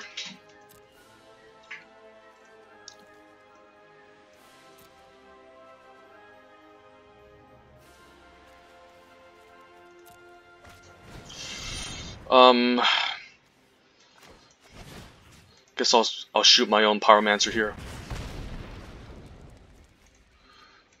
Oops. Yeah, I guess he can get it from my graveyard as well. Yeah, I shouldn't have done that. Yeah, I should not have done that. Okay. It doesn't matter if I shoot my own chick because he can just get back a removal spell. I guess if he covers Urge anyways, he'll cast my Slaying Fire with Adamant and take out my Irencrag Pyromancer anyways, so I don't know if that's going to do anything. He might just bring back Sir Eleanor here. But there's no life gain in my graveyard or anything too relevant besides taking out this Pyromancer. I still have lethal on the board, so yeah, I guess he's just going to thrill here to find some cards. Makes sense. Alright, nice. Sweet 7 and 1. Woo! And what's our final ranking? Rank Mythic 40. This is really good. Oh my god. I could even just climb the top 10 perhaps. But that would definitely be pretty hectic since I'll have to definitely concentrate and focus. But yeah, nice 7 and 1 draft video with another blue-red spells deck. I mean blue-red card draw your cards deck in Throne of Eldraine. I think I add this to the deck, but just in case I didn't, I'm gonna hit again. And the overview of this deck, yeah, just 17 lands, ways to bottom them with the 2 ops, through the possibility to discard Stolen by Fae. Actually, we also have Improbable Alliance in the late game to help us deal with land issues. Switching Well can scry lands to bottom. You can also sacrifice it to draw 2 cards. In terms of removal, we have Red Cap Melee, which is a good card. Even it's not that great in the early game, but if you're facing against another red opponent, it's pretty nice that you don't have to sacrifice a land, and in the late game, it's still fine sacrificing a land since it's not a big issue. Charm Sleep has premium removal. Sling Fire, great at instant speed. Scorching Dragonfire as well as removal, and then you have like the Turn in the Pumpkin as interaction, as well as Stolen by Fae to kind of tempo the opponent out, putting them back, while putting their creatures back into their hand, while we leverage our card advantage engines like the Improbable Alliance more like creature advantage engine, so to speak, with the Improbable Alliance, the Irencrag Pyromancer, Steel Gaze Griffin, Mad Ratter to essentially just outvalue the opponent. So yeah, this was a pretty fun deck. Managed to get my Mad Ratter down in 2 games. Improbable Alliance didn't come up that often, but I think there was 2 games with it. Irencrag Pyromancer, definitely the MVP of this entire draft. I had her a couple of games, and she definitely just stole the show. I didn't get the Animating Fairy plus Witching Well too much, but it was still fine, you know, still a 3-mana 2/2 flyer, and then Witching Well still scries me 2 cards and draw me 2. So if I included the artifact package with the Mantle of Tides and the extra Animating Fairy, the deck could have ran into some issues. Maybe we could have been stuck on lands. We would have had to cut the second Thrill possibility, which would have been a great instant speed enabler for the blue-red cards on the opponent's turn. So if we weren't playing the extra Thrill, we couldn't trigger the Irencrag Pyromancer on the opponent's turn. Same with the Improbable Alliance, same with the Mad Ratter and Steel Gaze Griffin. So I'm glad I actually cut the Animating Fairy package for the Thrill of Possibilities, since triggering on their turn is quite important sometimes too.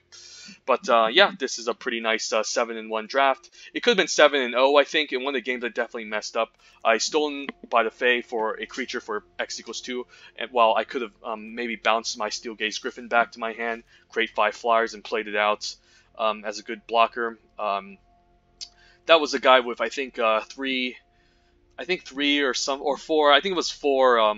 He had 4 Hypnotic Sprites, which would have also played pretty well in our deck. And yeah, that last game, the Animating Fairy turning the Witching Well into 4/4 was a nice, was definitely a nice gameplay there. Since I managed to trade off for a Sir Conrad.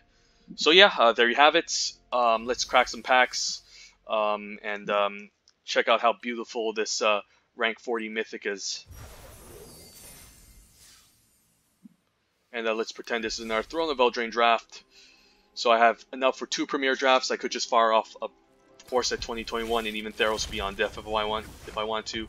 Pack 1, pick 1. I'll take whatever the rare is, but I don't mind an Outmuscle as a good removal spell. The best card is probably like the Rampart Smasher as a nice card in the red-green or mono-red decks, but mostly going to be playing the red-green non-humans deck since it would be much more easier to cast in that color combination. But yeah, Rampart Smasher is also pretty scary and pretty strong, but I would probably still take Outmuscle over it since I don't really like red-green unless you're committing to hyper-aggressive game plan, while Outmuscle still keeps my options open. Enchanted Carriage is also pretty decent 5-drop, but usually green has enough big creatures, you don't need the Enchanted Carriage. Here I'll take an easy Searing Barrage, pack 1, pick 1. Merfolk Secret Keeper can also become a thing if you pick up multiple of them, so it's also a thing you can maybe start early. It's like Frantic Inventory in M21, where the first copy isn't all that amazing, but once you have at least 3 of these, they can definitely become a house. But it's definitely a huge commitment towards like a blue mill deck if you want to take the Merfolk Secret Keeper.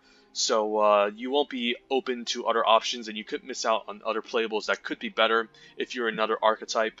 But yeah, the Merfolk Secret Keeper thing can really work since it's the blue-black thing in the set where you mill the opponent and feel things like Drowning Lock, Vantress Gargoyle. Logmere Serpent unfortunately doesn't have any synergy with mill, but it's a blue-black card regardless. Covetous Urge, I guess, since you can get their stuff from the graveyard in hand. Frogify, also a decent removal spell, but the fact that the opponent still gets a chump blocker and a 1/1 might not always be amazing, but hey, it still locks down abilities. But I still think I'll take Searing Barrage over it as a nice top-end removal spell. I think I'll take a Lucky Clover here. It's not great unless you have a lot of adventures, but it can be definitely incredibly powerful if you can play this down on turn 2 or replicate multiple adventure effects. Like imagine a 4-mana making the opponent discard 4 cards. That's almost literally just making them discard their whole entire hand. The Rimrock Knight can pump a bunch. So probably Lucky Clover. Reef Soul is the best common out of this pack. Enchanted Carriage also, I forgot to mention about this. It's pretty good if you're playing a deck with small creatures since let's say, for example, you're playing white, red, aggro. There's not a lot of giant creatures at the top end, so it's nice to have an Enchanted Carriage.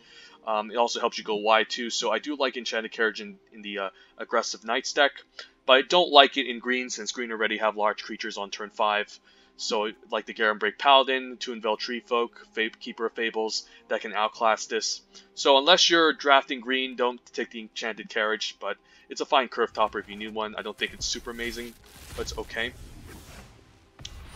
Easy Winterboard Commander, excellent for the Orzhov Knights deck. Otherwise, the commons are okay. I think Spinning Wheel is okay too if you're drafting like a mid-rangey ramp deck or a control deck where you're looking to get into the late game. Once you fire off your removal spells, the Spinning Wheel can be a nice way to lock down a creature, and also helps you ramp and splash. But usually you don't want to splash in this set unless you're in green, since the mana fixing isn't amazing unless you are lucky enough. Here, pretty bad pack. Probably just take a Frogify, or I'll take whatever the gems is giving us. I'll just... Ooh, Magic Mirror. Magic Mirror is unplayable in this set. Okay, so it costs 1 less for each instance of source in your graveyard. Sure, you have no maximum hand size. Sure. At the beginning of your upkeep, put a knowledge counter on Magic Mirror, then draw a card for each knowledge counter on Magic Mirror. So essentially, you can end up milling yourself. And this also costs 9 mana, so it's not great. I guess it's fine card advantage, but there's enough card draw on blue already. Like Ops, maybe the Unexplained Visions, Tome Raiders, etc., that you don't need to pay 9 mana just to draw an extra card every turn. Doesn't seem great. So I'll probably take the Inspiring Veteran here as a nice payoff for the Boros Knights deck. So there you have it. We made it to rank 40 Mythic. Nice 7-in-1 draft video. I'll decide if I want to make any more draft videos in the meantime. I've been kind of... my brain has been fried up these past couple of days doing these Theros Beyond Death drafts, Core Set 2021 drafts, and the Eldraine drafts, but I'm quite happy to say that I understand all those sets pretty well now. So yeah, I can pretty much draft any archetype, or if the pod wants me to go into any direction, I can make the best deck possible. Yeah, so if you want to comment on this video, go ahead. Subscribe to my channel for likes, etc. I might even start streaming eventually if I know how to set up this OBS thing. But in the meantime, have a great day, and take care, guys. Have a wonderful night.